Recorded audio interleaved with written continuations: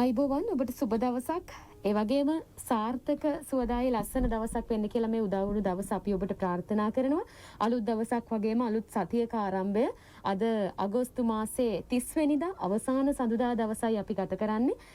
තවත් එක දවසක් තමයි අගෝස්තු මාසෙට ඉතුරු වෙලා තියෙන්නේ. දැන් මෙහෙම දවසින් දවස තත්පරෙන් තත්පරේ ඔබේ මගේ කාලය ගත වෙලා යනවා. හැබැයි මේ හැම කාලයක්ම හැම තත්පරයක්ම විනාඩියක්ම අපි ගෙවන්නේ මහා ලොකු අභියෝගයක් මැද. ඉතින් මේ වසංගත තත්වය මේ අභියෝගය දිනන්නේ කොහොමද, ජයග්‍රහණය කරන්නේ කොහොමද, මේකෙන් බේරිලා ඉන්නේ කොහොමද කියන සිතිවිල්ලම පමණයි ඔබට මට තියෙන්නේ. අනිත් සියලු හීන බලාපොරොත්තු අනාගත සැලසුම් සියල්ල අපි එක තැනක නතර කරලා අභියෝගයක් දිනන්න දවසින් දවස මොහොතින් මොහොත තප්පරෙන් තප්පරේ සිතිවිලි ගණන් කරමින් ඉන්නවා. මේකට කරන්න පුළුවන් දේවල් සම්බන්ධයෙන් හිත උත්සාහ කරමින් ඉන්නවා මේ අභියෝගය කොහොමද දිනන්නේ කියලා. ඉතින් අපි ඔබට මතක් කරනවා ඒ වෙනුවෙන් ඔබට කළ හැකි යුතුයකම වගකීම නිරන්තරයෙන්ම මතකයේ තබාගෙන වැඩ කටයුතු කරන්න කියලා. ඔබ ගෙවන හැම තත්පරයක්ම පැයක්ම දවසක්ම මාසයක්ම ඔබේ යුතුයකම් වගකීම් හරියට ඉටු කරා නම් ඔබේ පවුලට මේ රෝගය එන විදිහ, එතකොට ඔබේ සමීපත්වයන්ට ඔවුන්ව ආරක්ෂා කරගන්න පුළුවන් විදිහ ඔබ ඒ වෙනුවෙන් ශක්තියක් දුන්නා කියලා හිත සතුටු වෙන්න පුළුවන්. ඒ නිසා ඔබේ සමීපතමයන් ළඟම ඉන්න අය හැමෝම ආරක්ෂා කරගැනීමේ වගකීම ඔබට මට අපි හැමෝටම තනිවම තියෙනවා. ඒ නිසා ඒ සියලු කාරණා මතකයේ තබාගෙන වැඩ කරන්න කියන ඉල්ලීම අපි ඔබෙන් බොහොම ආදරයෙන් ඉල්ලා සිටිනවා. අපි අදත් කතා කරන්නේ මේ හා සම්බන්ධවම ළඟින් යන කතාවක්. ඒ මොකද දැන් කොහොමදත් කාලයක් තිස්සෙම අපි COVID-19 කියන වචනයම තමයි වැඩිපුර කතා කරන්නේ. එතකොට ඒකත් එක්ක මට අහිමි වුණු දේවල්, ඒකත් එක්ක මට නැති වෙලා යන දේවල්, ඒකත් එක්ක මට පරිස්සම් කරගන්න බැරි වෙච්ච දේවල් ගැන අපි හිත ලත වෙමින් ඉන්නවා. එතකොට මගේ හීන බලාපොරොත්තු සැලසුම් සියල්ල එක පැත්තක මට කතා කරනවා මේවා කරන්නේ නැද්ද කියලා. එතකොට ඒ හැම එකක් මැද්දටම බාධාවක් විදිහට COVID වසංගතය ඇවිල්ලා හැම එකක්ම එක තැනක නතර කරලා අපි එක තැනකට වෙලා බලාගෙන ඉන්නවා මොකද්ද කරන්න කියලා තීරණයක් ගන්න බැරුව. ඔබ දැන් මේ මොහොතේ තනියම හිතන්නකෝ මේකට මම මොකද්ද කරන්න කියලා. එතකොට අර කරන සෞඛ්‍යමය නීති රීති මාර්ගෝපදේශ සියල්ලට මුල් තැන දෙනවා ඇරෙන්න ඔබට වෙන කල හැකි කිසිවක් නැහැ වගේ අපි දැන් එක තැනක අතරමං වෙලා අසරණ වෙලා ඉන්නවා. ඉතින් මේ කියන මානසික පීඩනය සමහර විට ඔබ එහෙම දවසේ වැඩිපුර කාලයක් මේ හා සම්බන්ධව හිතමින් ලත වෙමින් ඔබේ සමීපදමය ඔබේ අසල්වාසීන් නෑදෑ හිතමිතුරෙකුට කොවිඩ් වැළඳිලා නම් ආසාදිතයෙක් ඔබ ළඟ සමීපයේ හරි පරම්පරාවේ හරි කෙනෙක් ඉන්නවා නම් ඒක ගැන ලත වෙමින් තමයි අපි හැම තත්පරයක්ම ගත කරන්නේ. එතකොට ඒ හරහා ඔබේ මනසට ලැබෙන පීඩනය ඔබේ ප්‍රතිශක්තිය අඩාල කරන්න කොයිතරම් බලපානවද කියලා අපි අද කතා කරන්න සූදානම්. එතකොට සමහර විට මම දන්නේ නෑ මම ඉන්නේ පීඩාවෙන්ද කියන කාරණාව. ඒ නිසා අපි මේ හා සම්බන්ධව වැඩි විස්තරාත්මකව දැන කියා ගන්න සූදානම්. අපි ආරාධනා කළා ජාතික මානසික සෞඛ්‍ය සභාවේ ජ්‍යෙෂ්ඨ මනෝවිද්‍යා උපදේශක හේම නිශාන්ත විතානගේ මහත්මයාට. ආයිබෝවන් සුබදාසනක්. ආයිබෝවන් සුබදාසනක්. සුබ දවසක්. ඇත්තටම හේම නිශාන්ත විතානගේ මහත්මයා අපිට මේ කතාව ඉදිරි ටිකට යන්න කලින් මුලින්ම අපිට පැහැදිලි කරලා දෙන්න පුළුවන්ද මානසික පීඩනය ආතතිය කියලා කියන්නේ මොකක්ද කියලා? ඔය ඇත්තටම හොඳ ප්‍රවේශයක්. මානසික පීඩනය එහෙම නැත්නම් මානසික ආතතිය, ඒ වගේම අපි ක්ලමතේ කියලා මේ විවිධ සිංහල වචන වලින් අපි හඳුන්වනවා. ඉතින් ඇත්තටම මානසික පීඩනය කියලා කියන්නේ අපි ඇත්තටම අපේ සාමාන්‍ය ජීවන රටාවට අපි කියනවා අපේ යහපැවැත්මට අභියෝගයක්, තර්ජනයක් සිදු වූ අවස්ථාවකදී අපේ ශරීරයේ සහ මනස ක්‍රියා කරන ආකාරය තමයි අපි මානසික පීඩනය කියලා කියන්නේ. මේක ඉතින් ඇත්තටම ඊටාත්ම ස්වභාවික ක්‍රියාවලියක්. ඊටාම ස්වභාවික දෙයක්. මිනිසාගේ පැවැත්ම සඳහා මානසික පීඩනය කියන දේ අවශ්‍යයි. හැබැයි අපි ඒක තේරුම් ගන්න ඕන. දැන් මානසික පීඩනය කියන දේ යහපත් පැත්තක් තියෙනවා. ඒ වගේම මානසික පීඩනයේ අයහපත් පැත්තකුත් තියෙනවා. දැන් මානසික පීඩනයේ තිබෙන නිසා තමයි අපි අලුත් දේවල් කරන්න පෙළඹෙන්නේ. ඒ වගේම මානසික පීඩනය අපි තුල ඇති වුණාන් පස්සේ අපි අභියෝගයන්ට මුහුණ දෙන්න සූදානම් වෙනවා. ඒ සඳහා අපේ මනස සහ ශරීරය සූදානම් කරනවා. ඒ වගේම අලුත් නිර්මාණ මේ මානසික පීඩනය නිසා බිහි වෙනවා. එතකොට ඒ වගේම විවිධත්වයක් ඇති කරනවා. එතකොට මේ වගේ මානසික පීඩනයේ තිබෙන යහපත් පැත්තක් තිබෙනවා.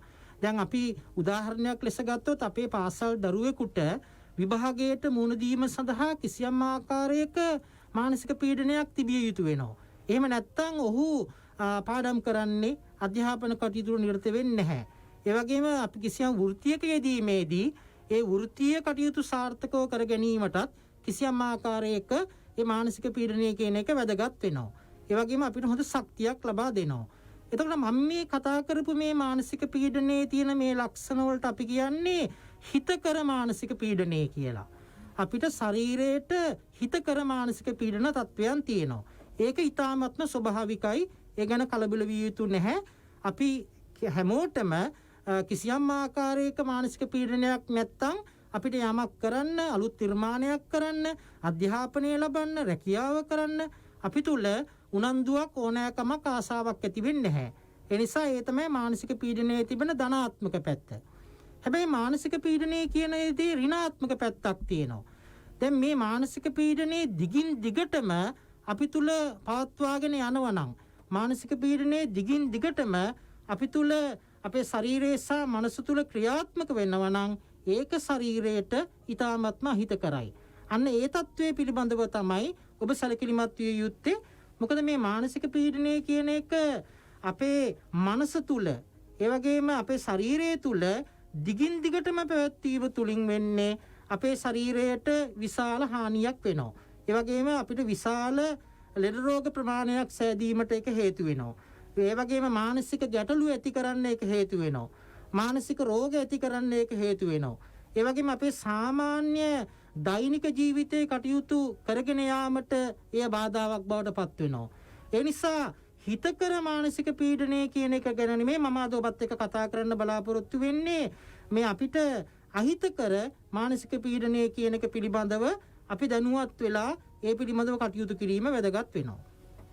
හොඳයි, අපි එහෙම මේ ඒක වෙන් කරලා කොහොමද හේම මහත්මයා අඳුනගන්නේ? ඒ කියන්නේ දැන් මට යම් පීඩාවක් දැනෙනවා නම්, මානසිකව මට පීඩාවක් දැනෙන තැන තමයි මට ප්‍රශ්නකාරී වෙන්නේ. ඒ කියන්නේ ඊළඟ මොහොතේ මම ගන්න තීරණය, ඊළඟට මට තියෙන සැලසුම්, බලාපොරොත්තු, තවත් කෙනෙක් එක්ක මම ගනුදෙනු කරන විදිහ, ඒ හැම එකක්ම වෙනස් වෙනවා මට යම් පීඩාවක් දැනුණාට පස්සේ. එතකොට ඔබතුමා කියනවා ඒකේ හොඳ පීඩාවක් වගේම නරක පීඩාවක් කියලා වෙන් කරන්න පුළුවන් කියලා. ඒක කොහොමද අඳුනගන්නේ? ඔව්, ඇත්තට මේක ඊටාම වැදගත් ප්‍රශ්නයක්. මොකද දැන් අපිට මේ අහිතකර තත්වය කියන එක හඳුනා ගන්න පුළුවන්. දැන් අපි මේ සාමාන්‍ය ජීවිතයේ කරගෙන යන වැඩ කටයුතු කරගෙන යනකොට අපිට කිසියම් ආකාරයක වෙනසක් දකින්න ලැබෙනවා නම්, සාමාන්‍ය විදිහට වෙනදා විදිහට අපේ වැඩ කටයුතු ටික කරගෙන යන්න බැරි තත්වයකට අපිපත් වෙනවා නම්, ඒ වගේම අපිට ඒක අපේ මනසට ලොකු පීඩාකාරී තත්වයක් දැනෙන්න පටන් ගන්නවා නම්, අපි ඒ ගැන දිගින් දිගටම කල්පනා කරන්න පටන් ගන්නවා නම්, ඒ ගැන ලත වෙන්න පටන් ගන්නවා නම්, ඒ ගැන අපි විඳවන්න පටන් ගන්නවා නම්, ඔන්න අපිට තේරුම් ගන්න හැකියාව තිබෙනවා. ඔන්න අපිට මානසික පීඩනය කියන එකේ සාමාන්‍ය තත්වයේ නෙමෙයි අපි දැන් ඉන්නේ. සාමාන්‍ය තත්වයෙන් ඔබට ගියපු මම අර කිව්ව අහිතකර මානසික පීඩන තත්වයක තමයි දැන් අපි ඉන්නේ කියන එක අපිට තේරුම් ගැනීමට හැකියාව ලැබෙනවා. ඉතින් අන්නේ අවස්ථාව තේරුම් ගන්න එක වැදගත් වෙනවා. ඉතින් ඒ නිසා දැන් අපි මෙතනදී ඊටාම වැදගත් දේ තමයි මේ මානසික පීඩනය කියන එක අපි හොඳින් අවබෝධ කරගෙන සිටීම වැදගත් වෙනවා. දැන් අපි සාමාන්‍යයෙන් කියන ඕනම දෙයක් ඕනාවට වඩා ඕනම නෑ කියලා. ඒතකොට දැන් මේ මානසික පීඩනය කියන තත්වයේ තුලක් තියෙන එකයි අපේ සාමාන්‍ය දීපැවැත්ම ගත කරගෙන යාමට අපිට කිසියම් ආකාරයක මානසික පීඩනයක් තිබිය යුතු වෙනවා. ඒක සාමාන්‍ය තත්වයක්, ස්වභාවික තත්වයක්, රෝගී තත්වයක් නෙමෙයි.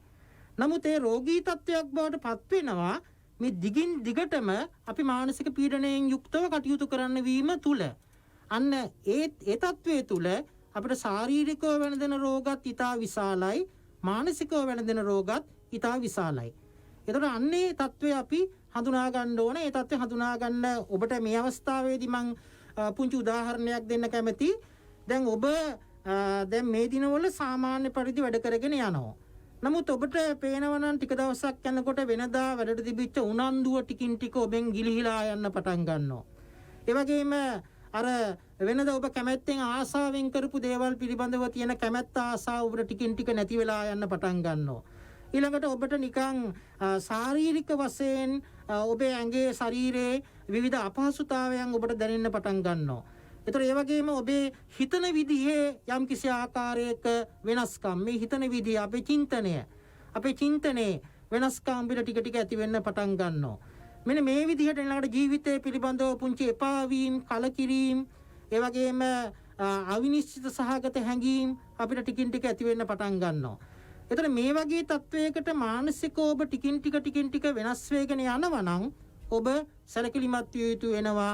ඔබ අර සාමාන්‍ය තත්වයේ තියෙන තත්වය ඉක්මවා යන තත්වයට පත්වෙමින් පවතිනවායි කියලා. හොඳයි. ඔබතුමා කියනවනේ අර නරක තත්වයට තියෙන මානසික පීඩාව අපි හඳුනාගෙන ඒකට පිළියම් යෙදීම තමයි කරන්න ඕනි කියලා.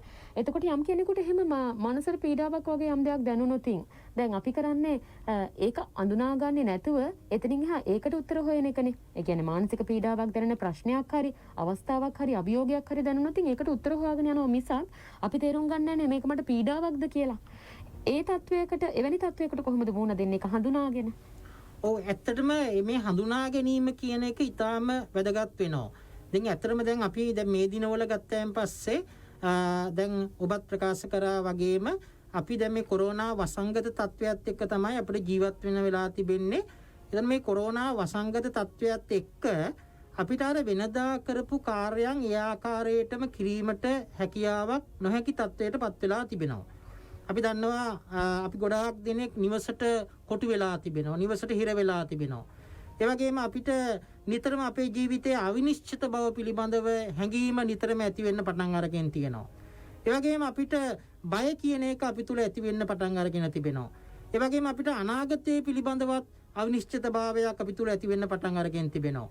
ඒ වගේම අපේ ආර්ථිකය පිළිබඳව, අපේ රැකියාව පිළිබඳව, ඒ වගේම අපේ දූ දරුවන්ගේ අධ්‍යාපනය පිළිබඳව අපි තුල කිසියම් ආකාරයකට දුක්ඛ දෝමනස්යන් ඇති වෙන්න පටන් අරගෙන තියෙනවා. එතකොට ඒක සාමාන්‍යයි. නමුත් අපි දන්නවා දැන් අපිට මේ තත්වයේ අපිට තේරුම් ගැනීමේදී ඊට වැදගත්ම වෙන දේ තමයි අපිට ටික දවසක් යනකොට මේ දේවල් සාමාන්‍ය සීමාව ඉක්මවා යන්න පටන් ගත්තොත් අන්න ඒ තත්වය අපි හඳුනා ගැනීම ඊට වැදගත් වෙනවා. දැන් බය කියන එක සාමාන්‍ය දෙයක්. බය කියන එක සාමාන්‍ය දෙයක්. ඒතර අපි සාමාන්‍ය දෙයක් තමයි බය කියන එක. ඒතර බය කියන එකට අධික බයක් අපිට දැනෙන්න පටන් ගත්තොත් ඔන්න සාමාන්‍ය තත්ත්වයේ ඉක්මවා ගිහින් තියෙනවා. දැන් දුක කියන එක සාමාන්‍ය තත්ත්වයක්. හැබැයි දුක කියන එක අධික දුකක් බවට පත් වුණොත් අන්න සාමාන්‍ය තත්ත්වයේ ඉක්මවා ගිය තත්ත්වයකටපත් වෙන්න පුළුවන්. ඒ වගේම සතුට කියන එකත් එහෙමයි. දැන් ඇතම් මානසික රෝගයන් තියෙනවා. දැන් සතුට කියන එක මානසික රෝගයක් නෙමෙයි. නමුත් සතුට වුණත් අධික සතුටක් බවට පත් වුණායින් පස්සේ අපි දැන් සාමාන්‍යයෙන් බයිපෝලා කියන මානසික රෝගයක් පිළිබඳව කතා කරනවා. ඒතර ඒ රෝගයේ පිළිබඳව තියෙන රෝග ලක්ෂණයේ තියෙන ප්‍රධාන ලක්ෂණයක් තමයි අධික සතුට. එතකොට මේ සාමාන්‍ය මට්ටමින් අපේ හැම දේවල්ම ක්‍රියාත්මක වෙනවා නම් ඒක කිසි අවස්ථාවක රෝගයක් වෙන්නේ නැහැ. නමුත් ඒක අසාමාන්‍ය තත්ත්වයකටපත් වෙනවා නම් අන්න ඒ අවස්ථාවේදී තමයි ඒක කිසියම් ආකාරයක අපිට මනසට ශරීරයට පීඩාකාරී තත්ත්වයක් බවට පත් වෙන්නේ. ඒ නිසා හරිය වැදගත් දෙයක් තමයි සාමාන්‍ය භවෙන් අසාමාන්‍ය භව කියන එක හඳුනා ගැනීම. මොකද ගොඩාක් දෙනෙකුට මේ தત્ත්වය අවබෝධ කර ගැනීමේදී දක්වන්නේ එච්චර හොඳ දැනුමක් අවබෝධයක් තියෙන බවක් පේන්නේ නැහැ. ඒ නිසා සාමාන්‍ය தત્ත්වය කියන්නේ එකක්. දැන් දුක කියන එක සාමාන්‍ය தત્ත්වයක්. සතුට කියන එක සාමාන්‍ය தત્ත්වයක්. බය කියන එක සාමාන්‍ය தત્ත්වයක්. හැබැයි මේක සාමාන්‍ය තත්ත්වයේ ඉක්මවා ගිහිල්ලා අපේ එදිනදා ජීවිතේ වැඩ කටයුතු කරගෙන යාමට බැරි වන තත්ත්වයකටපත් වෙනවා නම් ඒක අපිට කරදරකාරී තත්ත්වයක් බවට පත් වෙනවා නම් අන්න එතකොට තමයි අපි අසාමාන්‍යයි කියලා කියන්නේ. අපි නැත්තම් ඇබ්නෝමල් කියලා හඳුන්වන්නේ ඔන්නේ අවස්ථාව. අපිට කියන්නකෝ එවැනි ප්‍රශ්නයක් දැනුණු තැන අපි මුලින්ම මොකද්ද කරන්න ඕනි කියලා ඕනම කෙනෙකුට ඒ වගේ අවස්ථාවන් වලට මුහුණ දෙන්න සිද්ධ වෙනවා ජීවිතේ නොයෙකුත් තැන්වල බලාපොරොත්තු නොවන තැන්වලදී. එතකොට ඒ ප්‍රශ්නයක් ආපු තැන, පීඩාවක් ආපු තැන, මනසට ආතතියක් ආපු තැන ඒකට උත්තර හොයන විදිහනේ හැමෝගෙම තියෙන වෙනස. එතකොට ඒකට උත්තර හොයන විදිහ හොයාගන්න කලින් අපි මේ ප්‍රශ්නය හරි පීඩනය හරි ආතතිය හරි මම ඇඟට ගන්න විදිහ, මගේ හිතට දාගන්න, මනසට දාගන්න විදිහ වෙනස්. ඒ නිසා උත්තරෙත් වෙනස් වෙන්න පුළුවන්. ඒ නිසා එවැනි ආතතියක් පීඩාවක් දැනෙන තැනක් ආපු තැන මුලින්ම අපි මොකද්ද කරන්න ඕනේ? ඔව් දැන් ඇත්තටම අපිට ආතතියක් පීඩාවක් දැනෙන අවස්ථාවේදී අපිට පේනවා අපි සාමාන්‍ය තත්වයෙන් කිසියම් ආකාරයෙන් වෙනස් තත්වයකට පත්වමින් සිටින වෙයි කියලා. අනේ ඒ අවස්ථාවේදී අපි පළමුව උත්සාහ කළ යුත්තේ අපිට ඇති වෙන මේ ආතතිකාරී තත්වයන් මොනවාද කියන එක හඳුනා ගැනීම ඉතා වැදගත් වෙනවා. දැන් උදාහරණයක් විදිහට මම කියන්න කැමතියි දැන් අපි කියමු රැකියා ස්ථානයක අපි අපේ සේවා කටයුතු සිදු කරගෙන යනවා.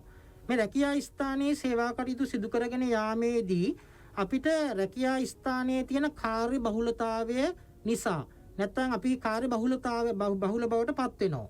ඒතර වැඩ අපි ගොඩාක් බදා ගන්නවා. වැඩ බදා ගන්න අපි කාර්ය බහුල වෙනවා. අපිට විවේකයක් නැහැ. අපිට නිදා ගන්න සමහරලාට වෙලාවක් නැහැ. අපි ගොඩාක් වැඩි කාලයක් යොමු කරන්නේ මේ රාජකාරී කටයුතු සඳහා. දැන් මෙහෙම තත්වයටපත් වුණාට පස්සේ අපි සේවය කරන පුද්ගලයෙක් නම් ඔන්න ටික කාලයක් යනකොට එයාට තේරෙනවා අර වෙනදා තිබිච්ච උනන්දුව පොඩ එයාගෙන් හීන වෙලා යන්න පටන් ගන්නවා. ඒ වගේම එයාට තේරෙන්න පටන් ගන්නවා අර දැන් Tamanට තියෙන ආසාව ටිකක් පොඩ අඩු වෙන්න පටන් අර ගන්නවා. එතකොට දැන් මෙන්න මේ වගේ යම් සංඥාවන් අපිට නිකුත් කරන්න පටන් ගන්නවා. අනේ සංඥාවන් නිකුත් කරන්න ගත්ත අවස්ථාවේදී අපි තේරුම් ගන්න ඕන ඔන්න දැන් මම මානසික පීඩාකාරී තත්වයකට යොමු වීමේ ආරම්භයට ඇවිල්ලා තියෙනවයි කියන අවස්ථාව තේරුම් ගන්න ඕන. දැන් දරුවෙක් වුණත් එහෙමයි. දැන් දරුවෙක් හොඳට පාඩම් වැඩ කටයුතු කරගෙන අධ්‍යාපන වැඩ කටයුතු කරගෙන ඉන්නවා. හැබැයි ඒ දරුවා හිටපු ගමන් මේ දරුවාට තේරෙනවා ඉස්සර අධ්‍යාපන කටයුතු වල තිබිච්ච උනන්දු ආසාව දැන් ක්‍රමයෙන් ගිලිහිලා යනවා. ඒ ගැන තියෙන අවධානය දැන් නැහැ. ඒ ගැන තියෙන මතකේ නැහැ. එක තැනක වාඩි වෙලා අවධානය රඳවාගෙන අධ්‍යාපන කටයුතු කරගෙන යන්න බෑ. ඒ වගේම දැන් අර වෙනදා කරපු විනෝදාංශයන් වල යෙදෙන්න එච්චර ආසාවක් කැමැත්තක් නැහැ. ඒතකොට එයාට මේ වගේ තත්වයක් දැනෙනකොට ඉතින් දරුවෙක් ඇත්තටම මේ සම්බන්ධව දෙමව්පියන් එක්ක සාකච්ඡා කිරීම වැදගත් වෙනවා. ඒ වගේම දෙමව්පියොත් දරුවන් පිළිබඳව අවධානයෙන් ඉන්න ඕන විශේෂයෙන් මේ කාලේ. විශේෂයෙන්ම මේ කාලයේදී ඔබේ දරුවන් පිළිබඳව දෙමව්පිය වශයෙන් අවධානයෙන් කටයුතු කිරීම වැදගත් වෙනවා. මොකද අපි දන්නවා දරුවන්ට අපි ගොඩාක් දෙනෙක් කතා කරන්නේ නැහැ දරුවෝ ගැන. නමුත් අපිට පේනවා දරුවන්ට මේ කොවිඩ් වසංගත තත්ත්වයක් එක්ක විශාල අසාධාරණයක් වෙලා තිබෙනවා. ඒක අපිට වළක්වන්න බෑ. ඒක අපි තේරුම් ගන්න ඕන දෙයක්. අපිට ස්වභාව ධර්මයේ තියෙන ඇතැම් දේවල් අපිට වැළැක්වීමට හැකියාවක් නැහැ.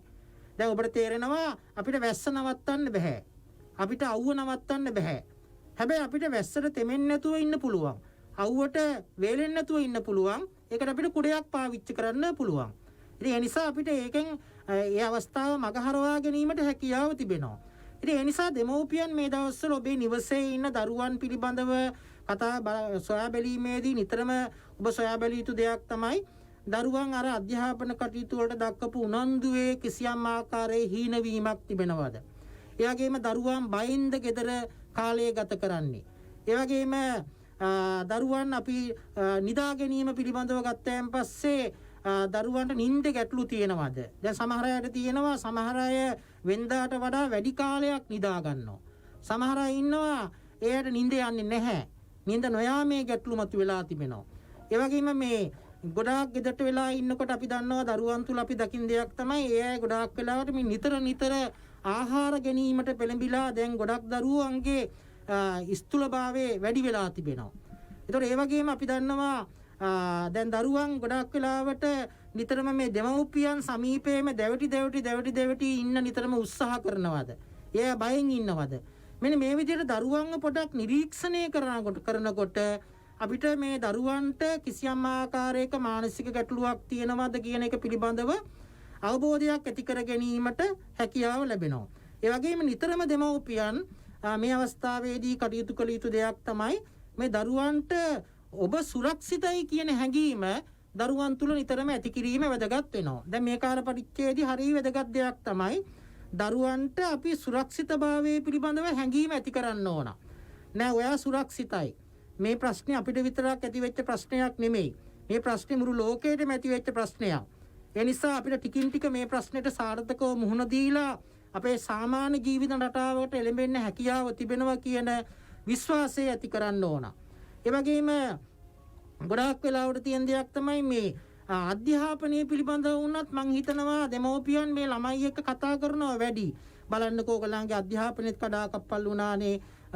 දැන් ඉතින් ඔයගලන්ට හරි පාඩුවක් නෙවෙන්නේ අනාගතයෙන් මේකේ ලොකු විනාශයක් නෙවෙන්නේ කියලා ඒ වගේ ඍණ ආකල්ප දරුවන්ගේ ඔළුවට දාන්න එපා.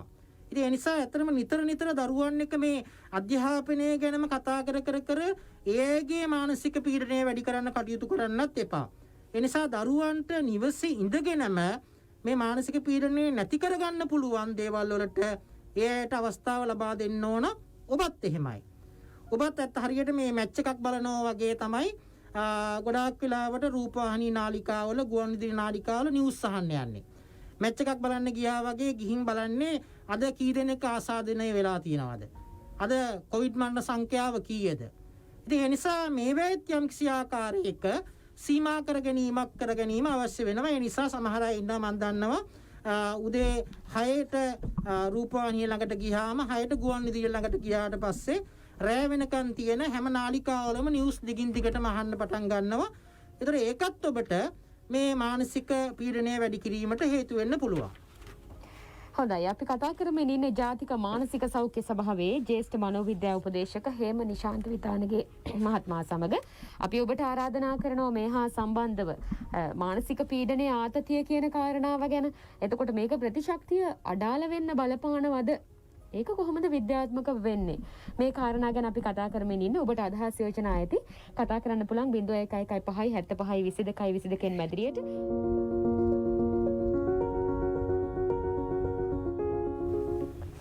අපි කතා කරමින් ඉන්නේ ජාතික මානසික සෞඛ්‍ය සභාවේ ජ්‍යෙෂ්ඨ මනෝවිද්‍යා උපදේශක හේම නිශාන්ත විතානගේ මහත්මයා සමග. ඔබට පුළුවන් ඔබේ අදහස් යෝජනා තියෙනවා නම් මැදිරියට කතා කරන්න 0115 75 22 22.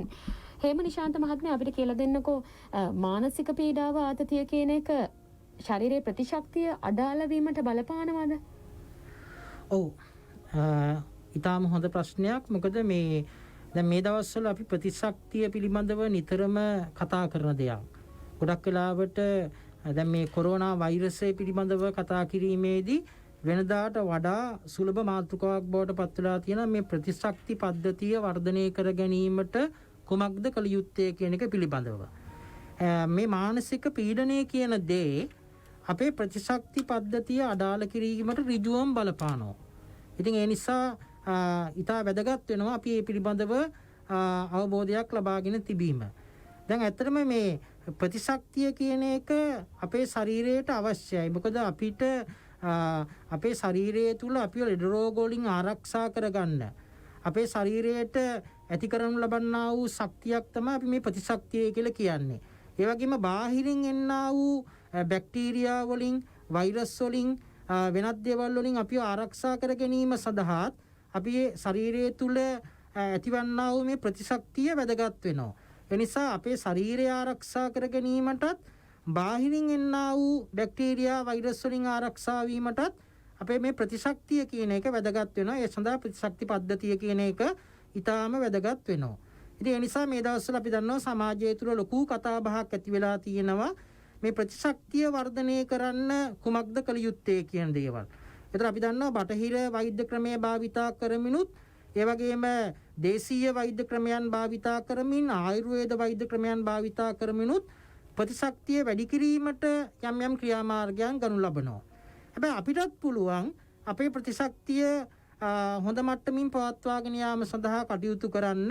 ඒ තමයි මේ මානසික ආතතිය කියන එක අපි හොඳින් කළමනාකරණය කරගත්තොත් මානසික ආතතිය කියන එක මානසික පීඩනය කියන එක අපි හොඳින් කළමනාකරණය කරගත්තොත් අපේ ප්‍රතිශක්තිය හොඳින් පවත්වාගෙන යාමේ හැකියාව තිබෙනවා. දැන් අපි මොළය ගත්තාම අපේ මොළයේ හයිපොතැලමස් කියන ස්ථානයේ තමයි අපිට ගොඩාක් වෙලාවට මානසික පීඩනයක් ඇති වුණාට පස්සේ උත්තේජනය වෙන්නේ. ඒ උත්තේජනය වීමේ ප්‍රතිඵලයක් වශයෙන් සිදුවන්නේ අපේ ශරීරයට විවිධාකාරයේ හිතකර දේවල් වගේම අහිතකර දේවල් ස්‍රාවය වෙන්න පටන් ගන්නවා. හෝමෝන වර්ග රසායනික ක්‍රියාවලින් අපේ ශරීරය තුල සිද්ධ වෙනවා. අපේ ශරීරයට විවිධ හෝමෝනයන් ස්‍රාවය වෙන්න පටන් ගන්නවා. විවිධ රසායනික ක්‍රියාවලින් මගින් රසායනික දේවල් ස්‍රාවය වෙන්න පටන් ගන්නවා. එතකොට විශේෂයෙන්ම දැන් මම මතක් කරන්න කැමති කෝටිසෝල් කියන රසායනිකය. කෝටිසෝල් කියන අපි දන්නවා මේ රසායනිකය පිළිබඳව අපි කතා කිරීමෙන් වැදගත් වෙනවා. අපි ගොඩාක් වෙලාවට මේ කෝටිසෝල් කියන හෝමෝනය මානසික පීඩනයෙන් ඉන්න අයගේ වහනය වීම වැඩි වෙන්න පටන් ගන්නවා. කොටිසෝල් හෝමෝනේ වැඩිවීමත් එක්කම අපේ ශරීරය තුළ සිදුවන දෙයක් තමයි අපේ ශරීරයේ තියෙන ග්ලූකෝස් මට්ටම එහෙම නැත්නම් සීනි මට්ටම වැඩි වෙන්න පටන් ගන්නවා. ඒ වගේම අපේ ශරීරයේ තියෙන ප්‍රෝටීන් අණු කුඩා කොටස් වලට කඩලා විර වෙලා ඒවා ග්ලූකෝස් බවට පත් කිරීම සිදු කරන ලබනවා කොටිසෝල් කියන හෝමෝනේ වහනය වීමත් එක්කම. ඒතකොට ඒ වගේම තියෙන දෙයක් තමයි මේ කොටිසෝල් කියන හෝමෝනේ වහනය වීමත් එක්කම විශේෂයෙන්ම අපේ හෘද ස්පන්දනය වැඩි වෙනවා. ඒ වගේම අපේ කොලෙස්ටරෝල් ප්‍රමාණය වැඩි වෙන්න පටන් ගන්නවා. ඒ වගේම අපේ ප්‍රතිශක්තියට අදාළ සෛල ප්‍රමාණය අඩු කරන්න පටන් ගන්නවා. ප්‍රතිශක්තිය වර්ධනය කිරීමට අදාළ වන්නා වූ සෛල ප්‍රමාණය ක්‍රමක්‍රමයෙන් කොටිසෝල් හෝමෝනේ විසින් කරන්නේ අඩු කරන්න පටන් ගන්නවා. ඒ අඩු කිරීමත් සමග මොකද වෙන්නේ? අපේ ප්‍රතිශක්තිය අපිට නොදැනුවත්වම ටිකෙන් ටික අඩු වෙලා යන්න පටන් ගන්නවා. එතකොට අපිට මේ වෛරස් තත්වයට මුහුණ දීමට හැකියාව නැති වෙනවා. ඒ නිසා කොවිඩ් වසංගතයට මේ වන විට වාහකයෙක් වෙලා ඉන්න අයටත් මම මේ කතා කරන්න කැමතියි. ඒ වගේම කොවිඩ් වසංගතයෙන් ආරක්ෂා වීමට උත්සාහ කරමින් මානසික පීඩනයෙන් ඉන්න අයටත් මම කියන්න කැමතියි. ඔබ හැම වෙලාවෙම ඔබේ මානසික මට්ටම හොඳ මට්ටමක පවත්වාගෙන යන්න.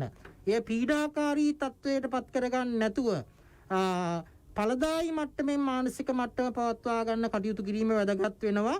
එහෙම නැත්නම් අපිට මේ කොටිසෝල් කියන හෝමෝනයේ බලපෑම නිසා අපේ මේ ශරීරයේ තියෙන ප්‍රතිශක්තිය අපේ ටිකින් ටික අඩු වෙලා නැති වෙලා රෝගයට ඉක්මනින්ම අපිට ආසාදිතයෙක් වීමට හේතු වෙන්න පුළුවන්. ඒ වගේම අපිට මේ රෝගයට මුහුණ දීමට තිබෙන හැකියාවත් ඒ තුලින් නැති වෙලා යන්න පුළුවන්. ඉතින් ඒ නිසා අපි මේ වගේ දේවල් වලට කරන්න ඕන වැදගත් දේවල් තියෙනවා. මේ ළඟදී මං හමුවට උපදේශනයට ආපු එක මහත්මයෙක්, ਉਹ රාජ්‍ය සේවයේ යෙදෙන මහත්මයෙක්. ඉතින් එතුමා මාත් එක්ක කතා කරනකොට මට කියපු දෙයක් තමයි මේ මහත්මයා මම දැන් මාස 6කින් මගේ වයිෆ්ට මගේ බිරිඳට දරුවා ලැබිලා දැන් මාස 6ක් වෙනවා. ඒතර ඉපදිච්ච දවසේ රෝහලේදී මම යාන්තම් දරුවාව දැක්කා. ඊට පස්සේ දැන් දරුවා ඉන්නේ ඒ වයිෆ්ගේ අම්මත් එක්ක තමයි දරුවා ඉන්නේ. ඉතින් එදා ඉඳන් අද වෙනකම් මම දරුවාව දැකලා නැහැ. මම රාජකාරී කරාට මම ලොකු පීඩනයක ඉන්නේ, ලොකු ප්‍රශ්නක ඉන්නේ. මට දරුවාගේ මූණ දකින්න ආසයි. එයාගේ හුරතල් දකින්න ආසයි කියලා ඔහු මාත් එක්ක කතා කරා. ඒත් මං කරන රැකියාවත් එක්ක මට එයා බලන්න ගමට යන්න විදිහක් නැහැ. මගේ හිතට ලොකු බයක් තියෙනවා. මගෙන් දරුවාට කොවිඩ් වසංගත තත්ත්වය බෝ වෙයි කියලා මට බයක් තියෙනවා කියලා. ඉතින් ඇත්තටම මම ඔහු එක්ක කතා කිරීමේදී ඔහුට පැහැදිලි කර දුන්නේ මේ මොහොතේදී අපිට ගතින් දරුවාව බලන්න යන්න හැකියාවක් නැහැ. නමුත් අපිට දරුවාට සිතින් ආදරය කරන්න පුළුවන්. ඒ වගේ මේ මොහොතේදී අපිට යම් උපක්‍රම තියෙනවා මේ සඳහා පාවිච්චි කරන්න පුළුවන් දේවල්. දැන් අපි දන්නවා අද තියෙන තාක්ෂණෙත් එක්ක අපිට දරුවා බලන්න මහගෙදරට යන්නේ නැතුව අපිට ඒ දරුවාව අපිට දුරකථනයක් උපයෝගී කරගෙන අපිට දරුවාගේ හුරතල් බලන්න හැකියාව තිබෙනවා. ඒ වගේම බිරිඳට කියන්න පුළුවන් මේ ඒ දරුවා නිදාගෙන ඉන්න අවස්ථාවේදී දරුවා දැන් මාස 6ක් නම් ඊටාම කුඩා දරුවෙක්නේ. ඒතකොට ඒ දරුවාගේ තියෙන චලනයන්, දරුවාගේ තියෙන සිනහවන් මේ තාත්තාට දැක බලා ගන්න සලස්වන්න පුළුවන්. ඒතකොට ඒ වගේ ක්‍රමවේදයක් හදාගත්තයින් පස්සේ එයාගේ අර තියෙන මානසික පීඩාව නැති කර ගැනීමට ඒක රුකුලක් වෙනවා. ඉතින් ඇත්තටම අපි කල්පනා කරන්න ඕන මේ අවස්ථාවේදී අපි කොහොමද අපිට මනසට පීඩාවක් කරගන්න නැතුව අන්න ඒ වගේ ගැටලු විසඳාගන්නේ කොහොමද කියන එක පිළිබඳව අපි අවබෝධ කර ගැනීම වැදගත් වෙනවා. ඉතින් ඇත්තටම දැන් මේ මහත්මයාට මම මේ දේ ප්‍රකාශ කරනකම්ම ඒ පිළිබඳව අදහසක් තිබුණේ නැහැ. ඉතින් ඒ නිසා ඇත්තටම අපි උපදේශනයේදී ගොඩාක් වෙලාවට කරන්නේ එයාට නොපෙනෙන තැන් පෙන්වා දෙන්න උත්සාහ කරනවා. එයාට මේ தත්වෙත් එක්ක ජීවත් වෙන හැටි අපි කියා දෙන්න උත්සාහ කරනවා. ඒ වගේම එයාගේ මනසට අපිට සහනයක් ලබා දෙන්න අපිට කරන්න පුළුවන් දේවල් අපි කියා දෙන්න උත්සාහ කරනවා. හොඳයි. ඔබට තියෙන මානසික ගැටලුව පීඩනය එක එක්කෙනාගෙන් කෙනාට වෙනස් වෙනවා වෙන්න පුළුවන්. එතකොට අපිට යම් පීඩාකාරී ආතතියක් දැනුනොතින් ඒ වෙලාවේ අපි මොකද්ද කරන්න ඕනේ කියලා තීරණයක් ගන්න යන තැන තමයි අපි ගොඩක් වෙලාවට අසරණ වෙන්නේ. අපි ඔබට මතක් කරනවා ඔබ මොනයම් තත්වයක හිටියත් ඔබට තියෙන ඒ ප්‍රශ්නකාරී අවස්ථාවක් තියෙනවා නම් ඔබට පුළුවන් කතා කරලා මැදිරියට කියන්න. ඒකට යම් අස්වැසිල්ලක් ලබා ගන්න ඔබට හැකියාව ලැබේවි. 0115 75 22 22 කියන මැදිරියට කතා කරන්න ඔබට පුළුවන්. ඒත් එක්කම හේමනිශාන්ත මහත්මයා දැන් COVID-19 කියන ප්‍රශ්නෙත් එක්ක අපි දැන් වසර දෙකකට ආසන්න කාලයක් ජීවත් වෙනවනේ. එතකොට ඒක එහෙම පැත්තකින් තියෙද්දී පුංචි දරුවන්ට තියෙන වෙනම ප්‍රශ්න ටිකක්. එතකොට තරුණ පරම්පරාවේ අයට තියෙන්නේ වෙනම ප්‍රශ්න ටිකක්. තමාගේ පෙම්වතිය මුණ ගැහෙන්න පෙම්වතා මුණ ගැහෙන්න විදිහක් නැහැ. එතකොට ඉස්සර හිටියා වගේ එහෙම ළඟින් ඇසුරු කරන්න විදිහක් නැහැ. එතකොට දැන් අපේ වැඩිහිටි පරම්පරාව ගත්තාම පන්සලට යන්න විදිහක් නැහැ. සීල සමාදාන වැඩ කටයුතු නොයෙකුත් පින්දහම් වැඩ කටයුතු මේ වගේ දේවල් වලට යන්න විදිහක් නැහැ. ඉතින් එහෙම නොයෙකුත් වයස්කාන්ට ගත්තාම නොයෙකුත් අය ඉන්නේ නොයෙක් තැන්වල පීඩාකාරී බවින් තද වෙලා හිර වෙලා. ඉතින් එහෙම දීර්ඝ කාලයක් කෙනෙක් යම් පීඩාවකින් පෙළුණොත් ඒක සුව කරන්න බැරි තත්ත්වයේ රෝගයක් බවට පත් වෙන්න පුළුවන්ද? ඔව් ඇත්තටම දැන් අපි මේ පවතින තත්ත්වය තේරුම් ගැනීම ඉතා වැදගත් වෙනවා. එතකොට දැන් මේ අවස්ථාවේදී මම අර මුලිනුත් මතක් කරා වගේ ඒ වගේම ඔබත් මතක් කරා වගේම අපි අර වෙනදා කරපු සාමාන්‍ය ජීවන රටාවෙන් අපිට ඈත් වෙන්න වෙලා තිබෙනවා. ඇත්තටම මේක ඊටාම අමාරු දෙයක්. වෙනදා අපි තිබිච්ච අපේ සුපුරුදු ජීවන රටාව නෙමෙයි අද අපිට පවත්වාගෙන යන්න වෙලා තියෙන නව සාමාන්‍යකරණයකට යොමු වෙන්න සිද්ධ වෙලා තිබෙනවා. ඒතර මේ නව සාමාන්‍යකරණයට යොමු වීමත් එක්ක අපේ තිබිච්ච සම්බන්ධතාවයන් අපේ තිබිච්ච සම්බන්ධතාවයන් වලට කිසියම් ආකාරයකින් හානියක් සිදු වෙලා තිබෙනවා. ඒතර ඒ වගේම අපි අර නිවසට කොටු වීම, ඒ වගේම අපි වෙනදා කරපු ක්‍රියාකාරකම් වල නිරත වෙන්න නොහැකි වීම නිසා අපි යම් කිසි ආකාරයකින් මානසික පීඩාකාරී තත්වයකට මුහුණ පාලා තිබෙනවා. මේක ඇත්තටම කුඩා දරුවාගේ සිට වැඩිහිටියා දක්වාම තිබෙන තත්වයක්. නමුත් ප්‍රශ්නේ තිබෙන්නේ අපි මේ තත්වය තුල අවබෝධ කරගත යුතු වැදගත්ම දේ තමයි දැන් අපි මේ නිවසට කොටු වෙලා සිටීම තුල ඒක දිහා බලන විදිහත් එක්ක අපිට යම් යම් දේවල් වල වෙනස්කම් කරගන්න පුළුවන්. ඉතින් ඒ නිසා දැන් මේක මහා කරදරයක්, මේක මහා වදයක්. බලන්නකො පන්සලට යන්න විදියකුත් නැහැ, පාසල් යන්න විදියකුත් නැහැ, විනෝද ගමනක් යන්න විදියකුත් නැහැ. ඒ වගේම සුන්දර ස්ථානයක් බලන්න යන්න විදියකුත් නැහැ, ට්‍රිප් එකක් යන්න විදියක් නැහැ. මේ වගේ නොඑක ආකාරයෙන් අපිට ගැටලු තිබෙනවා. ඒ සියල්ල මම පිළිගන්නවා සත්‍යයි. ඒවා අපේ මනසට පීඩාකාරී දේවල්. නමුත් දැන් මේ අවස්ථාවේදී අපි ඒක දිහා අසුභවාදීව බලන්නේ නැතුව ඒක දිහා අපි සුභවාදීව බලනවා නම් අපිට මේ தත්ත්වයේ යම්කිසි ආකාරයක වෙනසක් ඇති කර ගැනීමේ හැකියාව තිබෙනවා. දැන් අපිට ඉස්සරට වඩා මේ කොරෝනා වසංගතයත් එක්ක ඇති වෙලා තිබෙන තත්ත්වයක් තමයි මේ පවුලේ අයට මම කියන්නේ ලංකාවේ ඉන්න සියලුම දෙනාට කියලා බොහෝ දුරට බොහෝ පවුල් වල අයට ගෙදර එකට එකතු වෙලා ඉඳීමේ හැකියාව ලැබිලා තිබෙනවා. ඒකත් එක්ක මතුවෙච්චත් යම් යම් පීඩාකාරී ප්‍රශ්න තිබෙනවා. ඒ තිබුණත් පවුලේ අයට එකට එකතු වෙලා ගෙදර ඉන්න හැකියාව ලැබිලා තියෙනවා. දෙමව්පියන්ට දරුවන්ව දකින්න පුළුවන් වෙලා තිබෙනවා. දරුවන්ට දෙමව්පියන්ව දකින්න පුළුවන් වෙලා තියෙනවා. දෙමව්පියන්ට දරුවෝ එක්ක කතා කරන්න අවස්ථාව ලැබිලා තියෙනවා. දරුවන්ට දෙමව්පියන් එක්ක කතා කරන්න අවස්ථාව ලැබිලා තිබෙනවා. ඒ වගේම තමන්ගේ වැඩිහිටි මව එක්ක තමන්ගේ වැඩිහිටි පියා එක්ක කතා කරන්න අවස්ථාව ලැබිලා තිබෙනවා. අපි මීට පෙර හිටපු කාර්යබහුල ජීවන රටාව තුළ අපිට මේ කාර්යයන් සඳහා වෙලාවක් තිබුණේම නැහැ. ඉතින් ඒ නිසා දැන් අපි මේ අවස්ථාවේදී සුභවාදීව බැලුවොත් අපිට දරුවන් පිළිබඳව වෙනදට වඩා හොයලා බලන්න.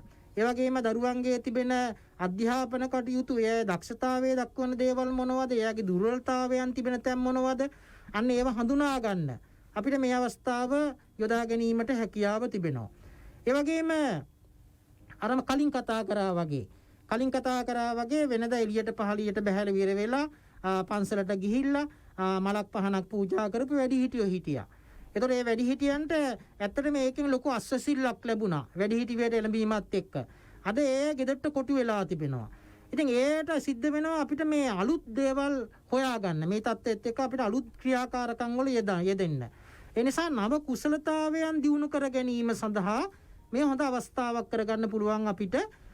නව කුසලතාවයන් දියුණු කරගන්න හොඳ අවස්ථාවක් කියලා කියන්නේ දැන් මේ අවස්ථාවේදී මම වැඩිහිටියන්ටත් යෝජනා කරනවා ඔබට ඔය ගෝසාකාරී සින්දු නෙමෙයි අපේ ජීවිතේට යමක් කියා දෙන ඒ වගේම අපේ ජීවිතේට සහනයක් ලබා දෙන සනසීමක් ලබා දෙන සින්දු අපිට අහන්න පුළුවන් මේ දවස්වල ගෙදර ඉඳගෙන. ඒතර ඒ වගේම වැඩිහිටියන්ට තාක්ෂණික මෙවලම් පිළිබඳව කිසියම් අවබෝධයක් ලබාගෙන ඒ තාක්ෂණික මෙවලම් භාවිතා කරමින් ඒ තුලිනුත් ඔබට හැකියාවක් තිබෙනවා ඔබේ මේ විනෝදාස්වාදන පැත්ත දියුණු කරගන්න. ඒ වගේම දෙමව්පියන්ට සහ පවුලේ අනිත් අයට පුළුවන් දරුවොත් එක්ක එකතු වෙලා විශේෂයෙන්ම පවුලේ එකට එකතු වෙලා කරන දාම් මැදීම, චෙස්, කැරම් මේ වගේ ක්‍රීඩාවල යෙදෙන්න පුළුවන්. ඒ වගේම යම්කිසි කුසලතාවයක් ප්‍රගුණ කරගන්න පුළුවන්. ගිටාර් ගහන්න ගිටාර් එකක් තියෙනවා නම් ගෙදර ඒ ගිටාර් එක ගහන්න පොඩක් පුරුදු වෙන්න Tamante හැකියාව වැඩි කරගන්න Tamante අවස්ථාව තිබෙනවා. ඒ වගේම දරුවන්ට පුළුවන් විශේෂයෙන්ම තමන්ගේ දෙමව්පියන් එක්ක එකතු වෙලා ගෙවතු වගාව ඒ වගේම මේ ගෙදර කෑම පිසීම වගේ දේවල් පිළිබඳව තියෙන ඒවත් කුසලතාවයන්. ඒ කුසලතාවයන් ඉගෙන ගැනීමටත් අවස්ථාව හදා ගැනීමට හැකියාව තිබෙනවා. ඒ නිසා මේක දිහා අසුභවාදීවම බලන්නේ නැතුව සුභවාදීව බලමින් මේ තත්වයට හොඳින් මූණ දෙන්න ක්‍රියා කරන්න කියන එක තමයි මම ඔබට යෝජනා කරන්නේ.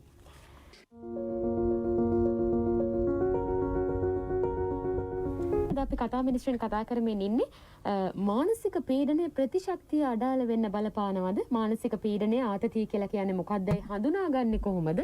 එහෙම ඔබ මානසික පීඩනයකින් ආතතියකින් ඉන්නවා නම් එයින් මිදෙන්න අපිට මේ වෙලාවේ මොනවද කරන්න පුළුවන් කියලා අපි ඔබට ආරාධනා කරනවා. ඔබේ අදහස් යෝජනා තියෙනවා නම් කතා කරන්න පුළුවන්.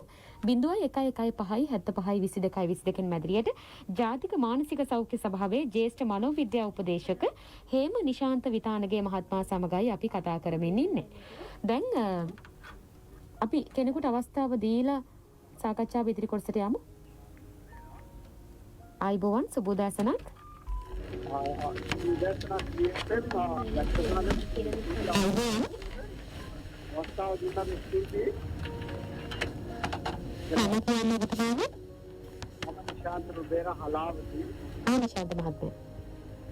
මට මේ මා සම්බන්ධද දැන්? සම්බන්ධ කරලා දෙන්න වැඩසටහනට කියන්න ප්‍රශ්න. මට කියන්න ඕන එකම දෙයයි මේ මානසික ආතතිය හා මානසික පීඩනය අඩු කරගන්න එකම උත්තරේ තමයි බුදුදහම. බුදුදහම ගැඹුරින් අධ්‍යයනය කරනවා නම් ඒ අනුව ජීවත් වෙන්න උත්සාහ කරනවා නම් මානසික ආතතිය සහ පීඩනය මේ අවස්ථාවේ මේ ලංකාවේ සියලුම අයට කියන්න තියෙන්නේ ඒවා අධ්‍යයනය කරන්න බුදුන් වහන්සේ මොනවද කිව්වේ කියලා. ඒක හරිය වටිනවා. එතකොට ඔය ශාස්ත්‍රකාරයෝ පිටිපස්සෙවත් කිසිම වියදමක් දරන්න අවශ්‍ය නැහැ. මං කියන්නේ මේ රිචුවල්ස් නෙමෙයි, මල් පහන් පූජා කිරීම නෙවෙයි. මොකද මේ අනිත් ආගම් වල කියලා දෙන්නේ රමණය, ජීවිතේ රමණය.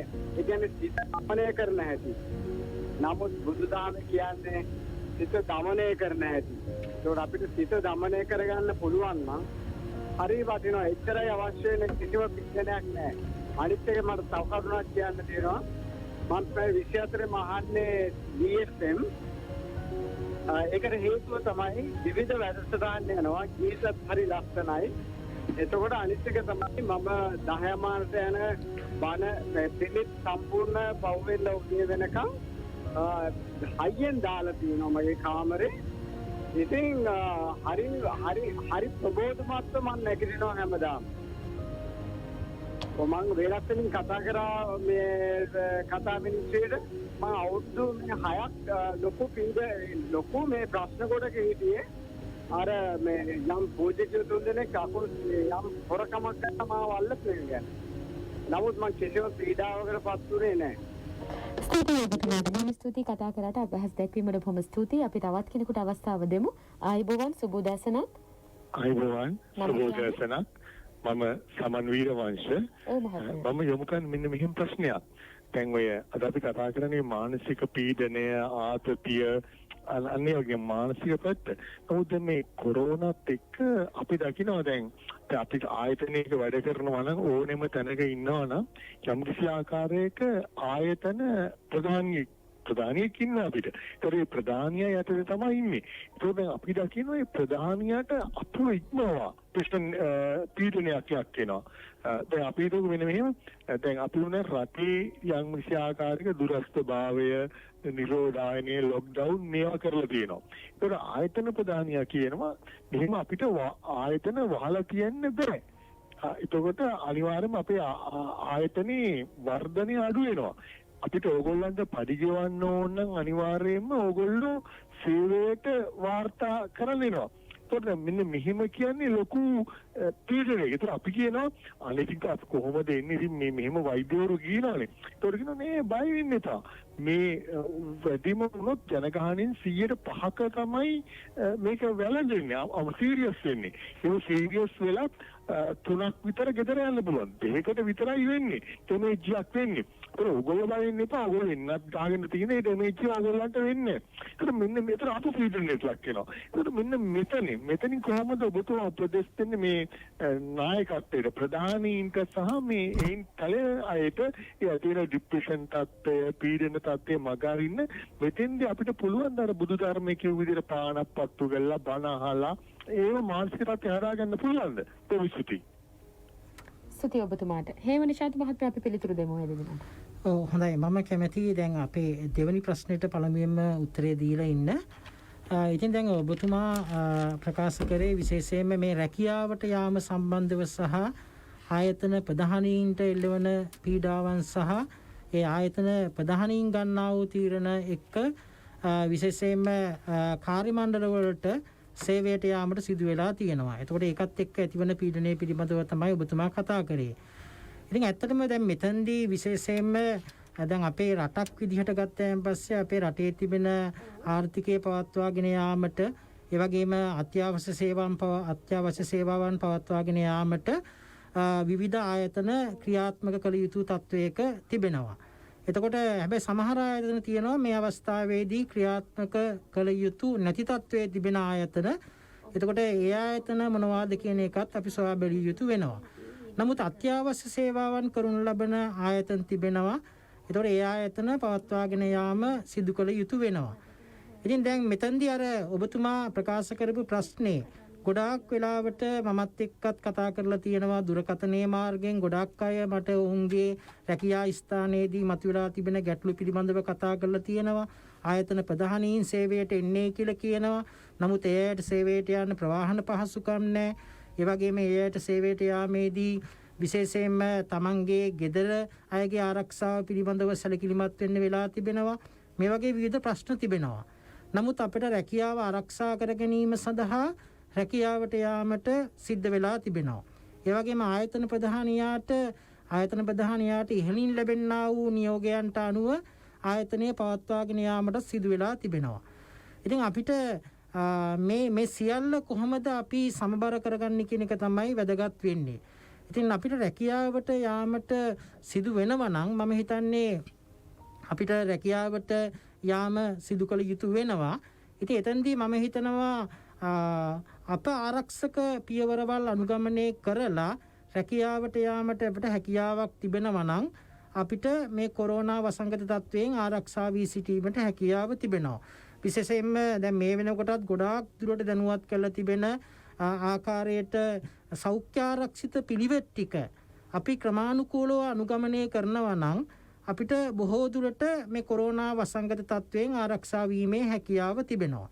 ඉතින් ඒ නිසා අපිට මේ අනිත් කෙනාට කොරෝනා වැළඳුනා කියලාම අපට කොරෝනා වැළඳීමේ හැකියාවක් නැහැ. හැබැයි අප පුංචි හරි අඩුපාඩුවක් අතපසු වීමක් අපේ අතින් සිදු වුණොත් සමහරවිට අපිත් කොරෝනා ආසාදිතයෙක් වීමේ හැකියාව තිබෙනවා. නමුත් දැන් මෙතෙන්දී ඔබ හිතන්න ඕන දේ තමයි දැන් රැකියා ස්ථානයේ ප්‍රධානියාගේ තියෙන නියෝගයට එහෙම නැත්නම් ප්‍රධානියාගේ දැනුම් දීමට අනුගතව අපිට කටයුතු කරන්න සිද්ධ වෙනවා ආයතනයක සේවය කිරීමේදී. ඒක අනිවාර්ය කටයුත්තක්. ඉතින් එහිදී අපි සැලකිලිමත් වෙන්න ඕන ඒක අපේ මනසට පීඩාවක් කරගන්නේ නැතුව මනසට ගැටලුවක් කරගන්නේ නැතුව අපි රැකියාවට ගිහිල්ලා අපි ආරක්ෂිත පියවරවල් ටික නිසි පරිදි අනුගමනය කරලා ඉවර වෙලා අපේ ජීවිත ආරක්ෂාවත් ඒ වගේම අපි කොරෝනා ආසාදිතයෙක් නොවි ඒ වගේම අපි ආසාදිතයෙක් වෙලා ගෙදරට ගිහිල්ලා ගෙදර අයව ආසාදිතයින් බවට පත් නොකර රැකියාවේ කටයුතු කරගෙන යාමට අපිට සිද්ධ වෙනවා. ඉතින් ඒ හින්දා එතෙන්දී ඒක මහා කරදරයක් වදයක් කියලා හිතන සිතුවිල්ල පොඩ්ඩක් වෙනස් කරලා නෑ මේ අවස්ථාවේදී අපේ ආයතනය පවත්වාගෙන යාමට මගේ සේවය අවශ්‍යයි. ඒ නිසා මම සේවා ස්ථානයට වාර්තා කළ යුතුයි. ඒ හින්දා මම මගේ කාර්ය මගේ තියෙන යුතුයකම මගේ ආයතනය වෙනුවෙන් ඉෂ්ට කරනවායි කියලා තමන් ඒක කැමැත්තෙන් සතුටින් කරනවා නම් ඒක ඔබට පීඩාකාරී තත්වයක් බවට පත් වෙන්නේ නැහැ.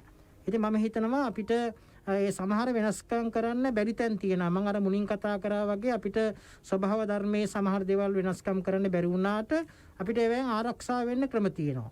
එතකොට ඒ නිසා ඔබ ඒක මානසික පීඩාවක් කරගන්න නැතුව ඔබත් ආරක්ෂා වෙලා රස්සාවත් ආරක්ෂා කරගෙන මේ කොවිඩ් වසංගතයෙන් බේරී සිටීමට කටයුතු කිරීම තමයි වැදගත් වෙන්නේ. ඒ වගේම අපිට ඊට පෙර කතා කරපු මහත්මයා මම හිතන්නේ බුදුදහම ආශ්‍රය කරගෙන එතුමා හොඳ පිළිතුරක් ලබා දුන්නා මේ කොවිඩ් වසංගතයෙන් ආරක්ෂා වීම සඳහා බුදුදහමේ ඇසුර ලබා ගැනීම ඉතා වැදගත් වෙනවා කියලා. ඉතින් ඇත්තටම මේ බුදුදහමේ ඇසුර වගේම අපිට වැදගත් වෙනවා අපි මේ සෞඛ්‍ය පිළිබඳව කතා කරනකොට සෞඛ්‍ය අපි සාමාන්‍ය නිර්වචනය කරන්නේ ශාරීරික මානසික සමාජීය ආධ්‍යාත්මික යහපැවැත්මේ කියලා. ඉතින් ඇත්තටම අපේ ආධ්‍යාත්මික පැත්ත අපි හොඳින් සංවර්ධනය කර ගන්නවා නම් අපේ ආධ්‍යාත්මික යහපැවැත්ම අපි දියුණු කර ගන්නවා නම් අපිට බොහෝ වෙලාවට අපිට එන මානසික පීඩාකාරී තත්වයන්ගෙන් වැළකී සිටීමේ හැකියාව තිබෙනවා. ඉතින් ඒ නිසා අපේ මානසික සෞඛ්‍යයත් ඉතා වැදගත් වෙනවා. අපේ මානසික සෞඛ්‍ය තුල තියෙන මේ අපේ චින්තනය කියලා දෙයක්. අපි හිතන විදිහ. අපේ හිතන විදිහ අපි යමක් දිහා දකින විදිහ හිතන විදිහ අපිට වෙනස් කර ගැනීමට හැකියාවක් තිබෙනවා නම් අපිට ගොඩාක් වෙලාවට අපේ මනසට ඇතිවෙන්නා වූ මේ මානසික පීඩාකාරී තත්වයන් මගහරවා ගැනීමේ හැකියාව තිබෙනවා. ඒ වගේම බුදුදහම ගොඩාක් දුරට පිටුහල් වෙනවා අපේ මේ ආතතිකාරී තත්වය මගහරවා ගැනීම සඳහා. විශේෂයෙන්ම බුදුදහමේ එන ඇතැම් භාවනා ක්‍රම පවා තිබෙනවා අපේ මනස සංසුන් කර ගැනීම සඳහා. දැන් අපේ බුදුදහමේ එන ආනාපාන සති භාවනාව, ඒ වගේම මෛත්‍රී භාවනාව වගේ භාවනාවන් අපිට වැඩිවීමට හැකියාව තිබෙනවා. මේ දවස්වල නිවසේ සිට කිරීමේ හැකියාව තියෙනවා. ඒ වගේම Hindu ආගමේ එන ප්‍රාණයාම වගේ භාවනා ක්‍රම අපිට භාවිතා කිරීමේ හැකියාව තියෙනවා. මේ සියල්ලටම වඩා ඉතා හොඳ දෙයක් තිබෙනවා. ඒ තමයි සතිමත් බව. සතිමත් බව ඇති කර ගැනීම. අද ලෝකයේ මම හිතන්නේ ඇමරිකාවෙන් තමයි මේ ආරම්භ වෙන්නේ 1979 වගේ වර්ෂයේදී මයින්ඩ්ෆුල්නස් කියන එක. සතිමත් බව ඇති කර ගැනීම. සතිමත් බව කියලා අපි කියන්නේ අපේ සිත අතීතයට යනවා. අද අපේ සිත අතීතයේ තියෙන දේවල් ගැන ලතවිලතවි පසුතවි අපි ඉන්නවා. ඒ වගේ මේ දවස්වල අපිට තියෙන්නේ ඕකේ අනිත් පැත්ත ගොඩක් වෙලාවට. අනාගතයේ පිළිබඳව අපි තුල අවිනිශ්චිත බවක් තියෙනවා. අනාගතයේ මොනෝ වෙයිද? අපේ ළමයින්ට මොනෝ වෙයිද? අපේ ළමයින්ගේ අධ්‍යාපනයට මොනෝ වෙයිද? එතකොට අපේ රැකියාවට මොනෝ වෙයිද? ඒ වගේම අපේ රැකියාව නැති වෙයිද? අපේ ව්‍යාපාරය නැති වෙලා යයිද? අපිට පාරට බහින්න සිද්ධ වෙයිද? මේ වගේ අනාගතයේ පිළිබඳව තිබෙන අවිනිශ්චිත බියකනුත් අපි පසු වෙනවා. ඉතින් මේ දෙක අතර මැද තත්වයේ තමයි අපි කියන්නේ සතිමත් සිත කියලා. ඒ කියන්නේ එළඹ සිහියෙන් යුක්ත වීම. මේ මොහොත තුල ඔබ ජීවත් වෙනවා නම්, මේ මොහොත තුල ඔබ කාලය ගත කරනවා නම් ඔබට ගොඩාක් වෙලාවට ඔබේ හිතට එන අසතුටුකාරී හැඟීම් නැති කරගන්න පුළුවන්. බය වගේ දේවල් නැති කරගන්න පුළුවන්. දැන් අපි ශරීරයෙන් මේ මොහොත තුල හිටියට ඔබ හිතින් ඉන්නේ මේ මොහොතේ නෙමෙයි. දැන් මේ මොහොතේ ශරීරයෙන් ඔබ ওই ස්ථානයේ ඉන්නවා. නමුත් ඔබ ශරීරයෙන් හිටියට ඔබ හිතින් ඉන්නේ එක්ක අතීතේ, එහෙම නැත්නම් හිතින් ඉන්නේ ඔබ අනාගතේ. නමුත් අපිට පුළුවන්කමක් තියෙනවා සතිමත් බව වැඩි වීම තුලින් අපේ ශරීරයයි මනසයි කියන මේ දෙකම එක තැනකට ගේන්න හැකියාව තියෙනවා. අන්නේ එක තැනකට ගෙනාවට පස්සේ අපි තුල ඇති වෙනවා ප්‍රභාස්වර සිතක් ඇති වෙනවා. ඒ වගේම අපි තුල ඇති වෙනවා සැහැල්ලු, අපිට සැහැල්ලුවක් ඇති වෙනවා. ඒ වගේම අපේ හිත තුල සාමයක් ඇති වෙනවා. ඒ වගේම අපේ හිත තුල සතුටක් ඇති වෙනවා.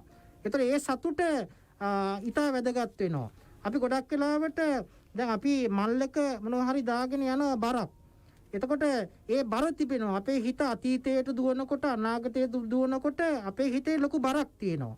හැබැයි මේ මල්ලේ තියෙන බඩු ටික හිස් කරාට පස්සේ ඒ බර අඩු වෙනවා වගේ අපේ මේ හිතේ තියෙන ටික බර අඩු කරගන්න අපිට සතිමත් බව කියන එක ප්‍රගුණ කිරීම ඉතා වැදගත් වෙනවා. ඉතින් ඒ නිසා අපිට මේ සම්බන්ධව කරන්න පුළුවන් මනෝවිද්‍යාත්මක ප්‍රතිකාරයන් තිබෙනවා. ඒවා අපි කියනවා මනෝපතිකාර කියලා. විවිධ මනෝපතිකාර ක්‍රම අපේ ජීවිතයේදී අපිට මේ කාලයේදී සිදු කරන්න පුළුවන්. එතකොට අන්න ඒ වගේ මනෝපතිකාරයන්ට යොමු වෙන එක මේ මනෝපතිකාර කරන්නේ මානසික රෝගයක් හැදුනට පස්සේ පමණක් නෙමෙයි. දැන් ගොඩාක් අය හිතාගෙන ඉන්නවා මනෝපතිකාර ලබා ගන්න ඕන මට විසාදේ හැදුනට පස්සේ. එහෙම නැත්නම් මට කාන්සාව කියන මානසික රෝගී තත්ත්වය ඇති වුණාට පස්සේ. එහෙම නැත්නම් වෙනස් මානසික රෝගයක් ඇති වුණාට පස්සේ තමයි මේ අපි මේ කියන මනෝපතිකාර ලබා ගත යුත්තේ කියලා. එහෙම නෙමෙයි අපිට රෝගයක් වළක්වා ගැනීම සඳහා අපේ ජීවිතේ සංවර්ධනය කර ගැනීම සඳහා අපිට විවිධ මනෝපතිකාර ක්‍රම නූතන මනෝවිද්‍යාව තුළ භාවිතා වෙනවා. ඒවා අපේ ජීවිතයට එකතු කරගන්න හොඳ අවස්ථාවක් කියලා හිතනවා මම මේ අවස්ථාව. හොඳයි අපි ඔබට ආරාධනා කරන ඔබේ අදහස් යෝජනා තියෙනවා නම් කතා කරන්න පුළුවන් 0115 75 22 22 මැදිරියට හේම නිශාන්ත විතානගේ මහත්මයා සමග කතා කරන්න ඔබට අවස්ථාව තියෙනවා. ඒත් එක්කම VFM Facebook පිටුවට ගියොත් ඔබට පුළුවන් මේ වැඩසටහන සජීවීව නරඹන්නත් ඒ හරහා ඔබේ අදහස් ගැටලු යෝජනා ඉදිරිපත් කරන්නත්. හේම නිශාන්ත විතානගේ මහත්මයා දැන්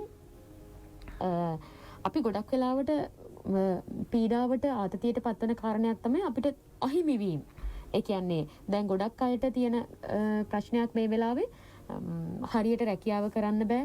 එතකොට තමන්ගේ දරුවන්ට අධ්‍යාපන වැඩ කටයුතු එක තැනක නතර වෙලා තියෙනවා.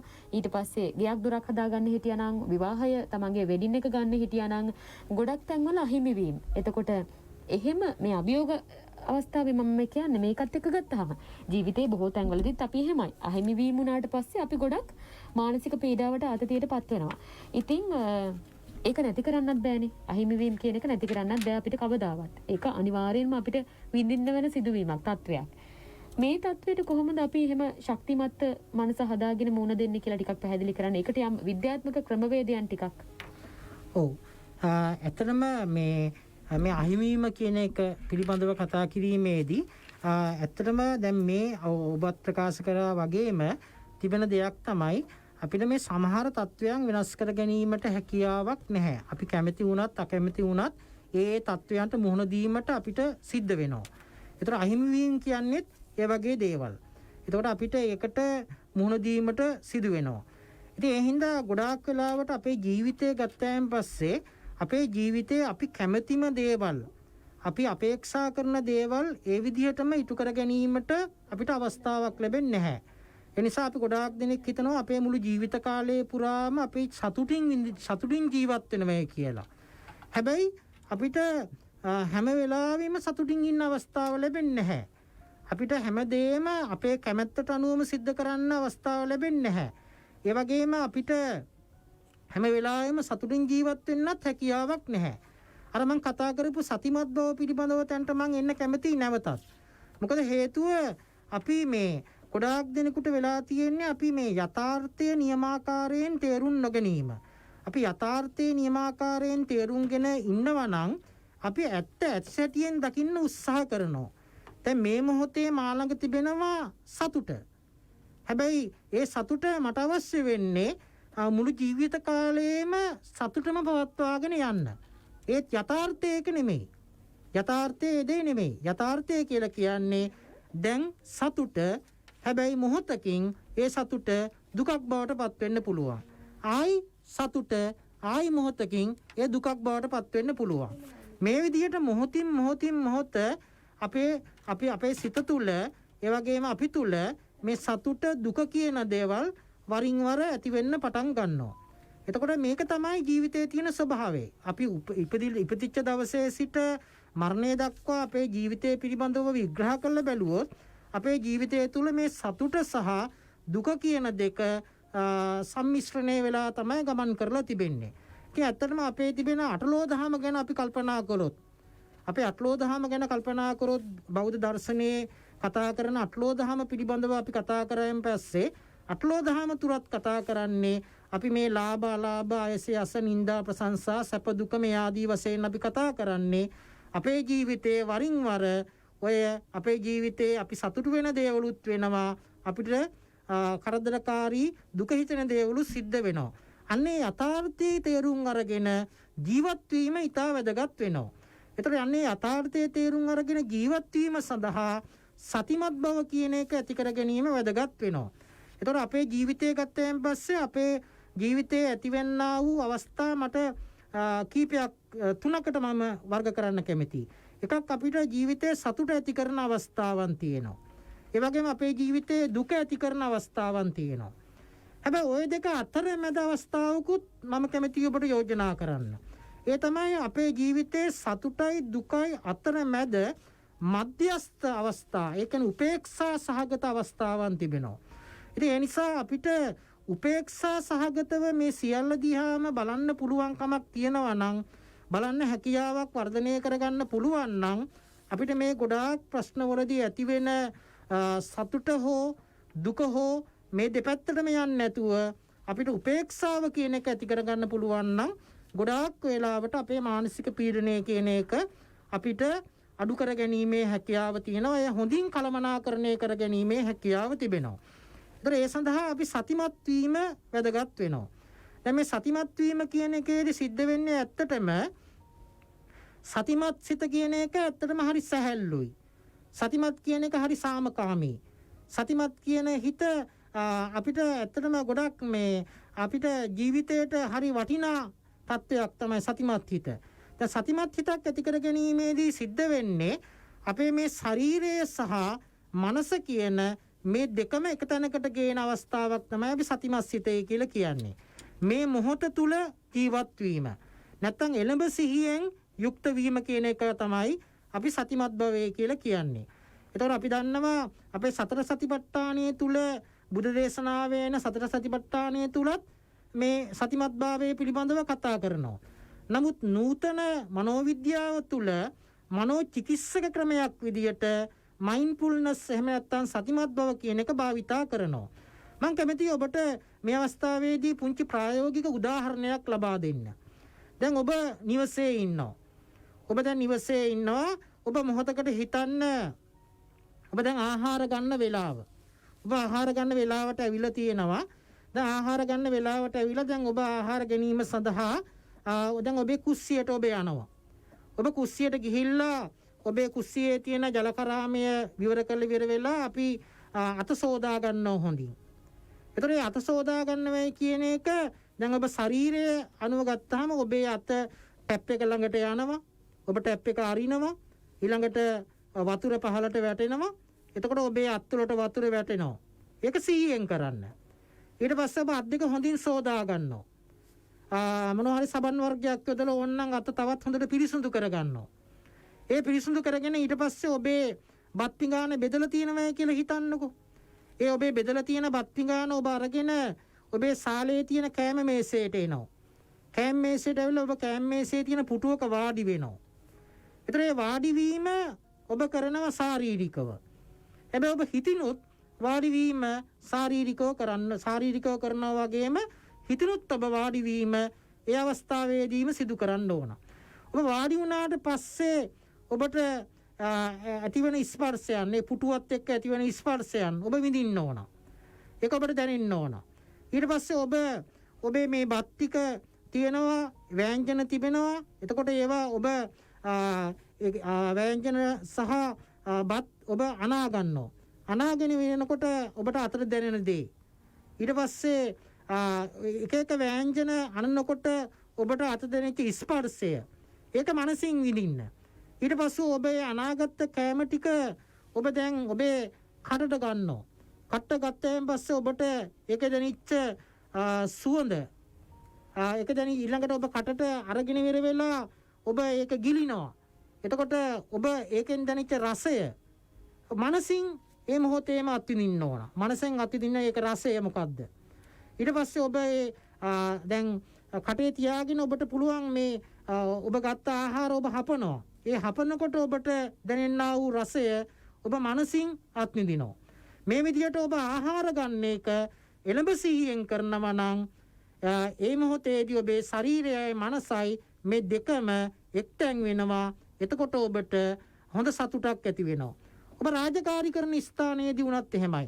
රාජකාරී කරන ස්ථානයේදී ඔබ කරන කාර්ය ඔබට අඩුපාඩු වලින් තොරව ඉතා හොඳින් කරන්නත් සතිමත් බව වැදගත් වෙනවා. ඔබ රාජකාරී කටයුතු කරනකොට ඔබ ඒ වෙලාවේදී වෙනත් කටයුතු වල නිරත වෙන්නේ නැතුව ඔබේ කරන කාර්ය පිළිබඳව පමණක් අවධානය යොමු කරමින් ඔබේ මනස යොමු වෙන්නේ එතනට, ඔබේ ශරීරයත් යොමු වෙන්නේ එතනට. ඔබ ඒ ශරීරය සහ මනස කියන දෙකම එකම කාර්ය වෙනුවෙන් යොමු කරමින් ඔබේ කාර්ය කරොත් ඒ ඔබ කරන කාර්යයේ තිබෙන ඵලදායීතාවය වැඩි කර ගැනීමේ හැකියාවක් තිබෙනවා. ඒ වගේම අපි අධ්‍යාපනය ලබන දරුවෙක් ගත්තොත් අපේ අධ්‍යාපනය ලබන දරුවෙක් තමන්ගේ අධ්‍යාපන කටයුතු කරගෙන යාමේදී පාඩම් කරනවා කියලා හිතන්නකෝ. පාඩම් කරනවා කියලා හිතන්න දැන් මේ දවස්වල ඔන්ලයින් මගින්නේ වැඩ කටයුතු කරන්නේ. ඒතර ඔන්ලයින් මාර්ගයෙන් අධ්‍යාපනය ලබනකොට ඔන්ලයින් මාර්ගයෙන් ගුරුවරයා උගන්වන දේට හොඳට අහුම්කම් දෙන්න ඕන. ඒ වගේම ඔබ ඒක හොඳින් අවධාරණය කරගන්න ඕන. ඔබේ අවධානය එහාට මෙහාට විසිරෙන්න දෙන්නේ නැතුව ඒ පිළිබඳව පමණක් අවධානය තබාගෙන ඔබේ කාර්ය කරනවා නම් ඔබේ ශරීරයත් තිබෙන්නේ මේ ස්ථානයේ, ඔබේ මනසත් තිබෙන්නේ ඔබේ ඒ අධ්‍යාපන කටයුතු කිරීම කියන සිදුවීම් මාලාව ඔස්සේ පමණයි. නමුත් මම කියන්න ඕන ඇතැම් දරුවෝ ඉන්නවා මේ ඔන්ලයින් මගින් කටයුතු කරන අවස්ථාවලදී වෙනම WhatsApp group එකක් හදාගෙන ඉවර වෙලා ඒ WhatsApp group එකෙන් මැසේජ් යවන්න පටන් අර ගන්නවා. එහෙම නැත්නම් විවිධ වීඩියෝ මාරු කරගෙන බලනවා. එතකොට ඔබ එළඹ සිහියෙන් නෙමෙයි ඉන්නේ. ඔබ එතකොට පාඩම කෙරෙහි අවධානය යොමු කරගෙන නෙමෙයි ඔබ කටයුතු කරන්නේ.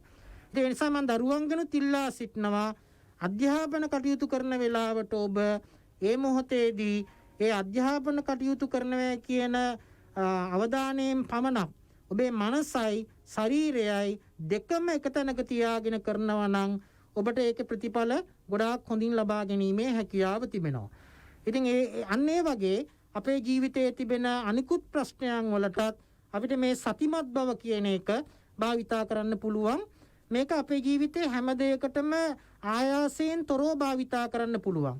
අපි වාහනේ පදවන අවස්ථාවේදී අපිට ගොඩාක් දිනක ජීවිත බේරන්න පුළුවන්, අනතුරු වළක්වා ගන්න පුළුවන්. වාහනේට නැගලා රියදුරු අසුනේ වාඩි වෙලා මම වාහනේ එලවනවා කියලා හිතාගෙන ඒ ගැන පමණක් අවධානය යොමු කරමින් ඔබ වාහනේ පදවාගෙන ගිහිල්ලා ඒ නියමිත ස්ථානයට ගිහිල්ලා වාහනේ නතර කිරීම දක්වා වූ සියලු දේ ඔබේ මනස සහ කය කියන දේ සියල්ලම එකතැනක තියාගෙන කරනවා නම් ඔබේ අතින් සිදුවෙන අනතුරු අඩුපාඩුකම් ගොඩාක් අඩුයි. ඒක හොඳ සාර්ථකත්වයට හේතු වෙනවා. අද කතා මිනිස්ත්‍රියෙන් අපි කතා කරමින් ඉන්නේ ජාතික මානසික සෞඛ්‍ය සභාවේ ජ්‍යෙෂ්ඨ මනෝවිද්‍යා උපදේශක හේම නිශාන්ත විතානගේ මහත්මයා සමග 0115 75 22 22 ඔබට විවෘතයි. කෙනෙක් ඉන්නව සම්බන්ධ වෙලා අයිබෝවන් සුබ දැසනක්. මම කියන්නේ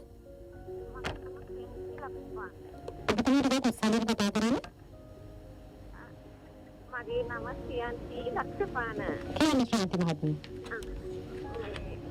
අපේ අම්මයි මගේ ගෙදර සිටියා මල්ලි කෑ ගහන නිසා දෙන්න අයියලට වෙත් ආවා. දැන් එයාට වයිස්ටයි බබාටයි කෑ ගහනවලු ඉවස් කරනවා කියනවලු. එයා වෙනුවෙන් මල්ලි වෙනුවෙන් අපේ අම්මා ෆැමිලි අපච්චිට පොලිසියට දාලා තියෙනවා. ඉතින් සමගියෙන් ඉන්න කියලා තමයි කියන්නේ. මම නම් හිතන්නේ මල්ලිට ප්‍රශ්න දෙකක් තියෙනවා කියලා ડોක්ටර්. එයා දැන් ඔන්න 49යි. අපි මොකද කරන්නේ ඒකට? මට මම කාඩ් එකක් දෙන්නේ. අම්මත් කැන්සර් දෙන්නේ. මොකද කරන්නේ ડોක්ටර් ඒකට? හොඳයි මේ මම හිතන්නේ දැන් අපි මහත්මියගේ ප්‍රශ්නේ මට පැහැදිලි. ඉතින් ඇත්තටම දැන් මම මේ වැඩසටහන අවසානයේදී ජාතික මානසික සෞඛ්‍ය සභාවේ දුරකථන අංකයක් මම ලබා දෙනවා. මම ඔබට අවස්ථාව ලබා දෙනවා ඒ දුරකථන අංකය මගින් මට ඒ අවශ්‍ය තොරතුරු ටික ලබා දෙන්න. ඉන් පසුව විශේෂයෙන්ම ඒ සම්බන්ධව කළ යුතු කාර්ය කුමක්ද කියන එක මනෝවිද්‍යා උපදේශකවරයෙකුගේ සේවය ලබා ගන්න ඕනද? එහෙම නැත්නම් මනෝවෛද්‍යවරයෙකුගේ මනෝවෛද්‍ය ප්‍රතිකාර ලබා ගත යුතුද කියන එක පිළිබඳව හඳුනා ගන්න මට තවදුරටත් විස්තර ලබා ගත යුතු වෙනවා. ඒ නිසා මේ වැඩසටහනින් පසුව අප ලබා දෙන දුරකථන අංකයට ඔබ කතා කරන්න ඔබට ওই ප්‍රශ්නේ විසඳා ගැනීම සඳහා මඟ පෙන්වීමක් කිරීමට සූදානම් කියන එක මේ අවස්ථාවේ ප්‍රකාශ කරනවා. ස්තුතියි. අපි තවත් කෙනෙකුට අවස්ථාව දෙමු. ආයුබෝවන්. ආයුවන්. නම කියන්න. දීර්ඝ කතා කරන්නේ මාතරින්. කියන්න ගැටලුව. මමත් මේ මානසික කාලයක් ප්‍රතිකාර අරගෙන හොඳ වෙලා මේ හිටියා. මට නැවතත් මේ ඒ දේ හටගෙන දැන් මම කොළඹ මේ උපාලි කියන ડોක්ටර්ගෙන් බෙහෙත් කරනවා. මට ડોක්ටර්ගෙන් දැනගන්න පුළුවන්ද මම මේ කියන්නේ බෙහෙත් කරලා ඒ ටික කාලයක් දැන් යන්න බැරි හින්දා කොළඹ නතර කරාට පස්සේ මට ඔළුව ඇති වෙනවා දරා ගන්න බැරි අපහසුතාවයක්. ඒ බෙහෙත් නතර කරාම තමයි මට ඒ දේ වෙන්නේ. මට ડોක්ටර්ගෙන් දැනගන්න පුළුවන්ද මොකද ඒකට කරන්න ඕන කියන එක? ඔදිල්රුක්ෂ මහත්මිය දැන් ඔබ බෙහෙත් නතර කරන්න එපා. වෛද්‍ය උපදෙස් වලින් තොරව ඖෂධ නතර කිරීම සිදු නොකළ යුතු වෙනවා. ඉතින් ඒ නිසා දැන් ඔබට තිබෙන මේ මානසික රෝගී තත්වය ඔබේ මොළයේ ඇතිවන කිසියම් රසායනික සංයුතියේ වෙනස් වීමක් නිසා තමයි සිද්ධ වෙන්නේ. ඒතකොට ඒක යලි සමතුලිතභාවයට පත්වීම සඳහා ඔබ අඛණ්ඩව ප්‍රතිකාර ලබාගත යුතු වෙනවා. ඒ නිසා ඒ වෛද්‍යවරයා ලබා දුන්න බෙහෙත් ඔබට මේ අවස්ථාවේදී විශේෂයෙන්ම ඔබට ෆාමසියකින් ඔබට මේ බෙහෙත් නැවත ලබා ගැනීමේ හැකියාව තිබෙනවා. එතකොට මේ බෙහෙත් නැවත ලබා ගන්න පිළිවෙලට මේ බෙහෙත් ලබාගත යුතු වෙනවා. මොකද මේ සම්බන්ධව ලබා ගන්නා වූ බෙහෙත් වෙනත් රෝගයන්ට ලබා ගන්නා බෙහෙත් වගේ කඩින් කඩ බෙහෙත් ලබාගෙන හරියන්නේ නැහැ. ඒවා පිළිවෙලට මේ බෙහෙත් ලබාගත යුතු වෙනවා. ඒ වගේම ඔබට හැකියාවක් තිබෙනවා නම් ඒ ඔබේ වෛද්‍යවරයාට දුරකථනයෙන් අමතලා මේ සම්බන්ධව උපදෙසක් ලබා ගන්න පුළුවන්. ඒ වගේම ඔබට වැඩිදුරටත් තොරතුරු ලබා ගන්න අවශ්‍ය නම් මම අර කලින් ප්‍රකාශ කරා වගේ අපේ දුරකථන අංකයට කතා කරන්න. එතකොට අපිට ඔබට ඔබේ ගැටලුව විසඳා ගැනීමට පෞද්ගලිකව කතා කරලා අවශ්‍ය මඟ පෙන්වීම සිදු කරන්න පුළුවන්. හොඳයි. 10යි විනාඩි 54යි වෙලාව. හේමනිශාන්ත මහත්මයා දැන් මේ වගේ පීඩාකාරී ආතතියක් ඒ වගේ අවස්ථාවකට කෙනෙක් මුහුණ දුන්නොත් මොකද්ද කරන්න පුළුවන්? අපිට විසඳුමක් නේ දැන් හොයාගන්න ඕන. අපිට ඒ වෙනුවෙන් යම් විදිහක් ක්‍රමවේදයක් කියලා දෙන්න පුළුවන්ද? ඔව් ඇත්තටම දැන් මේ ආතතිකාරී තත්වයෙන් මිදීම සඳහා මේ දිනවල අප සියලු දෙනාම අනුගමනය කළ යුතු වැදගත් දේවල් කීපයක් තිබෙනවා. මම ඉතින් ඒ නිසා පොදුවේ සියලු දෙනා වෙනුවෙන්ම මේ පිළිබඳව ප්‍රකාශ කරන්න කැමැති. එකක් තමයි ඔබ මේ දිනවල අපි සියලු දෙනාම කිසියම් ආකාරයක අතතිකාරී තත්වයකට මුහුණ දීලා තමයි ඉන්නේ. ඉතින් ඒ නිසා ඒක අපිට වළක්වන්න හැකියාවක් නැහැ. අපිට ඒ තත්වයට මුහුණ දෙන්න සිද්ධ වෙනවා. නමුත් අපි අපේ තුර ඇතිවන ආතතිය පාලනය කර ගැනීමේ කළමනාකරණය කර ගැනීමේ හැකියාව තිබෙනවා අප සතුව. ඉතින් ඒ හින්දා ඔබ මේ දිනවල ඔබේ නිවසේ ගත කරනවා නම් රාජකාරී යෙදෙනවා නම් ඔබ කල්පනා කරන්න ඕන ඒ ගැන. විශේෂයෙන්ම ඔබ හොඳ පෝෂ්‍යදායී ආහාර වේලක් ලබා ගැනීම ඉතා වැදගත් වෙනවා. ඒ නිසා ඔබට තිබෙන සම්පත් අනුව ඔබට හොඳ පෝෂ්‍යදායී ආහාර වේලක් ලබා ගැනීමට කටයුතු කරන්න. විශේෂයෙන්ම තෙල් කෑම ඔබේ ආහාරයට එකතු කර ගැනීම අඩු කරගන්න. ඒ වගේම පැණි රස කෑම වර්ග ඔබේ ආහාරයට එකතු කර ගැනීම හැකිතාක් සීමා කරගන්න. ඒ වගේම ඔබට මේ දියර වර්ග පානය කිරීමත් ඉතා වැදගත් වෙනවා මේ කාලයේදී. ඒ නිසා විශේෂයෙන්ම දියර වර්ග අපි ගත්තයින් පස්සේ සාමාන්‍යයෙන් දියර වර්ග අතරින් ඉතාම හොඳ දියර වර්ගය තමයි ජලය. අපිට ජලය සොයා ගැනීමේ ගැටලුවක් නැහැ. ජලය ලබා ගැනීමේ ගැටලුවක් නැහැ. ඒ නිසා දවසට අවම වශයෙන් ලීටර් 2ක්වත් අපි මේ ජලය පානය කිරීම ඉතා වැදගත් වෙනවා. ඒ වගේම තව වැදගත් දෙයක් තමයි ඔබගේ නිින්ද. විශේෂයෙන්ම ඔබගේ ශරීරය සහ මනස පුනර්ජීවනය කරන්නා වූ කාර්යයක් තමයි නිින්ද. ඒ වගේම අපේ දරුවන්ගේ පැත්තෙන් බැලුවොත් අපේ පාඩම් කරන දරුවෝ ඉන්නවා. ඒ දරුවන්ගේ පාඩම් කිරීමේදී කෙටිකාලීන මතකයේ තියෙන දේවල් දිගුකාලීන මතකයට යාම සඳහා නිින්ද ඉතා වැදගත් වෙනවා. ඉතින් ඒ නිසා ප්‍රමාණවත් නිින්දක් ලබා ගැනීම ඉතා වැදගත් වෙනවා. අඩුම තරමින් දවසකට පැය 7ක්වත් නිින්ද ලබා ගැනීම ඉතා වැදගත් වෙනවා. ඒ නිසා හොඳ නිින්දක් ලබා ගැනීමට කටයුතු කිරීමත් ඉතා වැදගත් වෙනවා. ඒ වගේම නිින්දට බාධාකාරී වන දේවල් තිබෙනවා. දැන් මේ ඔබ නිදා ගන්න සමහර ගොඩාක් අයට තියෙනවා මේ දවස්වල නිින්ද යන්නේ නැහැ. ඉතින් ඒ නිසා මේ නිින්ද ආසන්නයේදී අඩු ගානේ නිදා ගැනීමට පැයකටවත් පෙර ඔබගේ ජංගම දුරකථනයේ භාවිතා කිරීමෙන් ඈත් වෙන්න. සමාජ මාධ්‍ය වලට ඔබ නිරාවරණය වෙලා ඉන්නවා නම් ඒවෙන් ඈත් වෙන්න. පැයකටවත් කලින් ඒවෙන් ඈත් වෙලා ඔබේ නිින්ද ලබා ගැනීමට කටයුතු කරන්න. ඒ වගේම විශේෂයෙන්ම මත්පැන් පානය කිරීමෙන් වැළකී සිටින්න. ඒ වගේම විශේෂයෙන් ඔබ කෝපි වගේ දේවල්, තේ වගේ දේවල් නිින්දට පෙර පානය කිරීමෙන් වැළකී සිටින්න. එතකොට මෙන්න මේ වගේ දේවල් සම්පූර්ණ කරගත්තට පස්සේ ඔබට හොඳ නිින්දක් ලබා ගැනීමේ හැකියාව තිබෙනවා. ඒ වගේම ව්‍යායාම කිරීමත් ඉතා වැදගත් වෙනවා.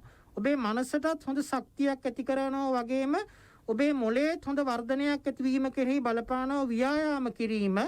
ඒ නිසා දවසට අඩුම වශයෙන් පැය භාගයක්වත් ඔබ ව්‍යායාම කිරීම වැදගත් වෙනවා.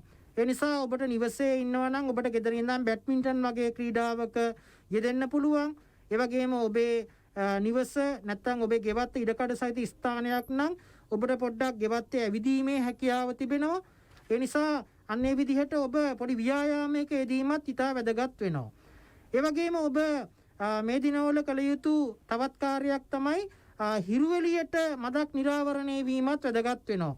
විශේෂයෙන්ම අපේ වැඩිහිටි ජනතාවගෙන් ඉල්ලා සිටිනවා ඔය කාමරයටම කොටු වෙලා ඉන්නේ නැතුව පොඩ්ඩක් හිරු එළිය වැටෙන ස්ථානයකට ඇවිල්ලා අඩු ගානේ පැය භාගයක්වත් හිරු එළියට නිරාවරණය වෙලා ඉන්න. ඒ වගේම පවුලේ අයත් එක්ක තියෙන සම්බන්ධතාවයන් වැඩි කරගන්න. පවුලේ අයත් එක්ක තියෙන සම්බන්ධතාවයන් වැඩි කර ගැනීම සඳහා ඔබට හැකියාව තිබෙනවා. ඒ පවුලේ දරුවොත් එක්ක ඔබට ක්‍රීඩා කරන්න පුළුවන්. දරුවන්ගේ මානසික ආතතියත් එයින් අඩු වෙනවා. ඔබේ මානසික ආතතියත් අඩු කර ගැනීමේ හැකියාව තිබෙනවා. දරුවොත් එක්ක දරුවන්ට කතා කියා දෙන්න. දරුවොත් එක්ක මොන හරි එකතු වෙලා පොතක් කියවන්න. ඒ පොතේ තියෙන අන්තර්ගතය පිළිබඳව දරුවොත් එක්ක සාකච්ඡා කරන්න. ඒ වගේම දරුවන්ව ක්‍රීඩා කරන්න උනන්දු කරන්න. අපිට ගෙදර දොරේ ඉඳන් කරන්න පුළුවන්. ඒකට මේ අහල පහල අයව සම්බන්ධ කරගන්න යන්න එපා. මේ කොරෝනා සමයේ ඔබේ පවුලේ අය එකතු වෙලා ගෙදර ක්‍රීඩාවක සාමූහික ක්‍රීඩාවක යෙදීම ඔබට කිරීමේ හැකියාව තිබෙනවා. ඒතර ඒකත් ඔබට මේ කාලයේදී වැදගත් වෙනවා. ඒ වගේම ඔබගේ මනස සංසුන් කර ගැනීම සඳහා මම මීට පෙර ප්‍රකාශ කරපු ආකාරයට සතිමත් බව ඇති කර ගැනීම ඔබට කරගන්න පුළුවන්. ඒ වගේම මානසික සංසුන්භාවය ඇති කර ගැනීම සඳහා ඔබ ගෙදර ඔබේ නිදහස් ස්ථානයක් තෝරාගෙන ඔබ පුටුවක වාඩි වෙලා ඔබේ යටිපතුල් පොළවේ ගෑවෙන ආකාරයෙන් තියාගෙන ඔබේ කලවා මත ඔබේ අත් දෙක තියාගන්න. ඔබේ අත් දෙක කලවා මත තියාගන්න.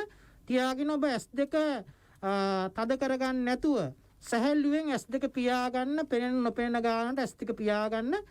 පියාගෙන ඔබ මොහොතක් වෙලා ඒ S2 පියාගෙන ඔබට පෙනෙන අඳුර දෙස බලාගෙන සිටින්න. ඒ වගේම ටික වෙලාවක් ගිහිල්ලා ඒ අඳුරත් එක්ක ඔබට පේන ආලෝකය දකින්න. ඊට පසුව ඔබ හොඳ ගැඹුරු හුස්ම 3ක් අරගන්න. අරගෙන ඒක ක්‍රමානුකූලව නාසයෙන් හුස්ම අරන් මුඛයෙන් අපි නාසයෙන් හුස්ම අරගන්නවා. මුඛයෙන් හුස්ම පිට කරනවා. ඊට පස්සේ සාමාන්‍ය පරිදි හුස්ම ගැනීම හා හුස්ම පිට කිරීම සිදු කරමින් මනසින් ඒ දෙස බලන්න. බලාගෙන ඉන්න මනසින් අවසානයේ ගැඹුරු හුස්ම 3ක් අරගෙන මේ අභ්‍යාසය අවසන් කරන්න. එයින් ඔබට ඔබේ මනස සහ කය හොඳට සංසුන් වීමක් සිදු වෙනවා. ස්තුතියි. ජාතික මානසික සෞඛ්‍ය සභාවේ ජ්‍යෙෂ්ඨ මනෝවිද්‍යා උපදේශක හේම නිශාන්ත විතානගේ මහත්මයා සමග අපි කතා කරමින් හිටියේ. අපි ඔබට මතක් කරනවා දුරකථන ඇමතුම් ලැබුණත් ඔබට අවස්ථාව දෙන්න අපිට වෙලාව මදි. එතුමන්ව සම්බන්ධ කරගන්න පුළුවන් ඔබට 077යි 699යි 63යි 67ට කතා කරන්න. 077යි 699යි 63යි 67ට කතා කරලා ඔබට පුළුවන් එතුමන්ව සම්බන්ධ කරගෙන ඔබේ ගැටලු निराකරණය කරගන්න. ජ්‍යෙෂ්ඨ මනෝවිද්‍යා උපදේශක හේම නිශාන්ත විතානගේ මහත්මයාට බොහොම ස්තුතියි පැමිණියද. ඔබට ස්තුතියි. අපි ඔබට සුවදායි ලස්සන දවසක් ප්‍රාර්ථනා කරනවා. දිගටම VFM සමග රැඳී සිටින්න කියලා අපි ඔබට බොහොම ආදරෙන් ආරාධනා කරනවා. ඔබට සුබ දවසක් ගිහින් එන්නම්. මම සඳමාන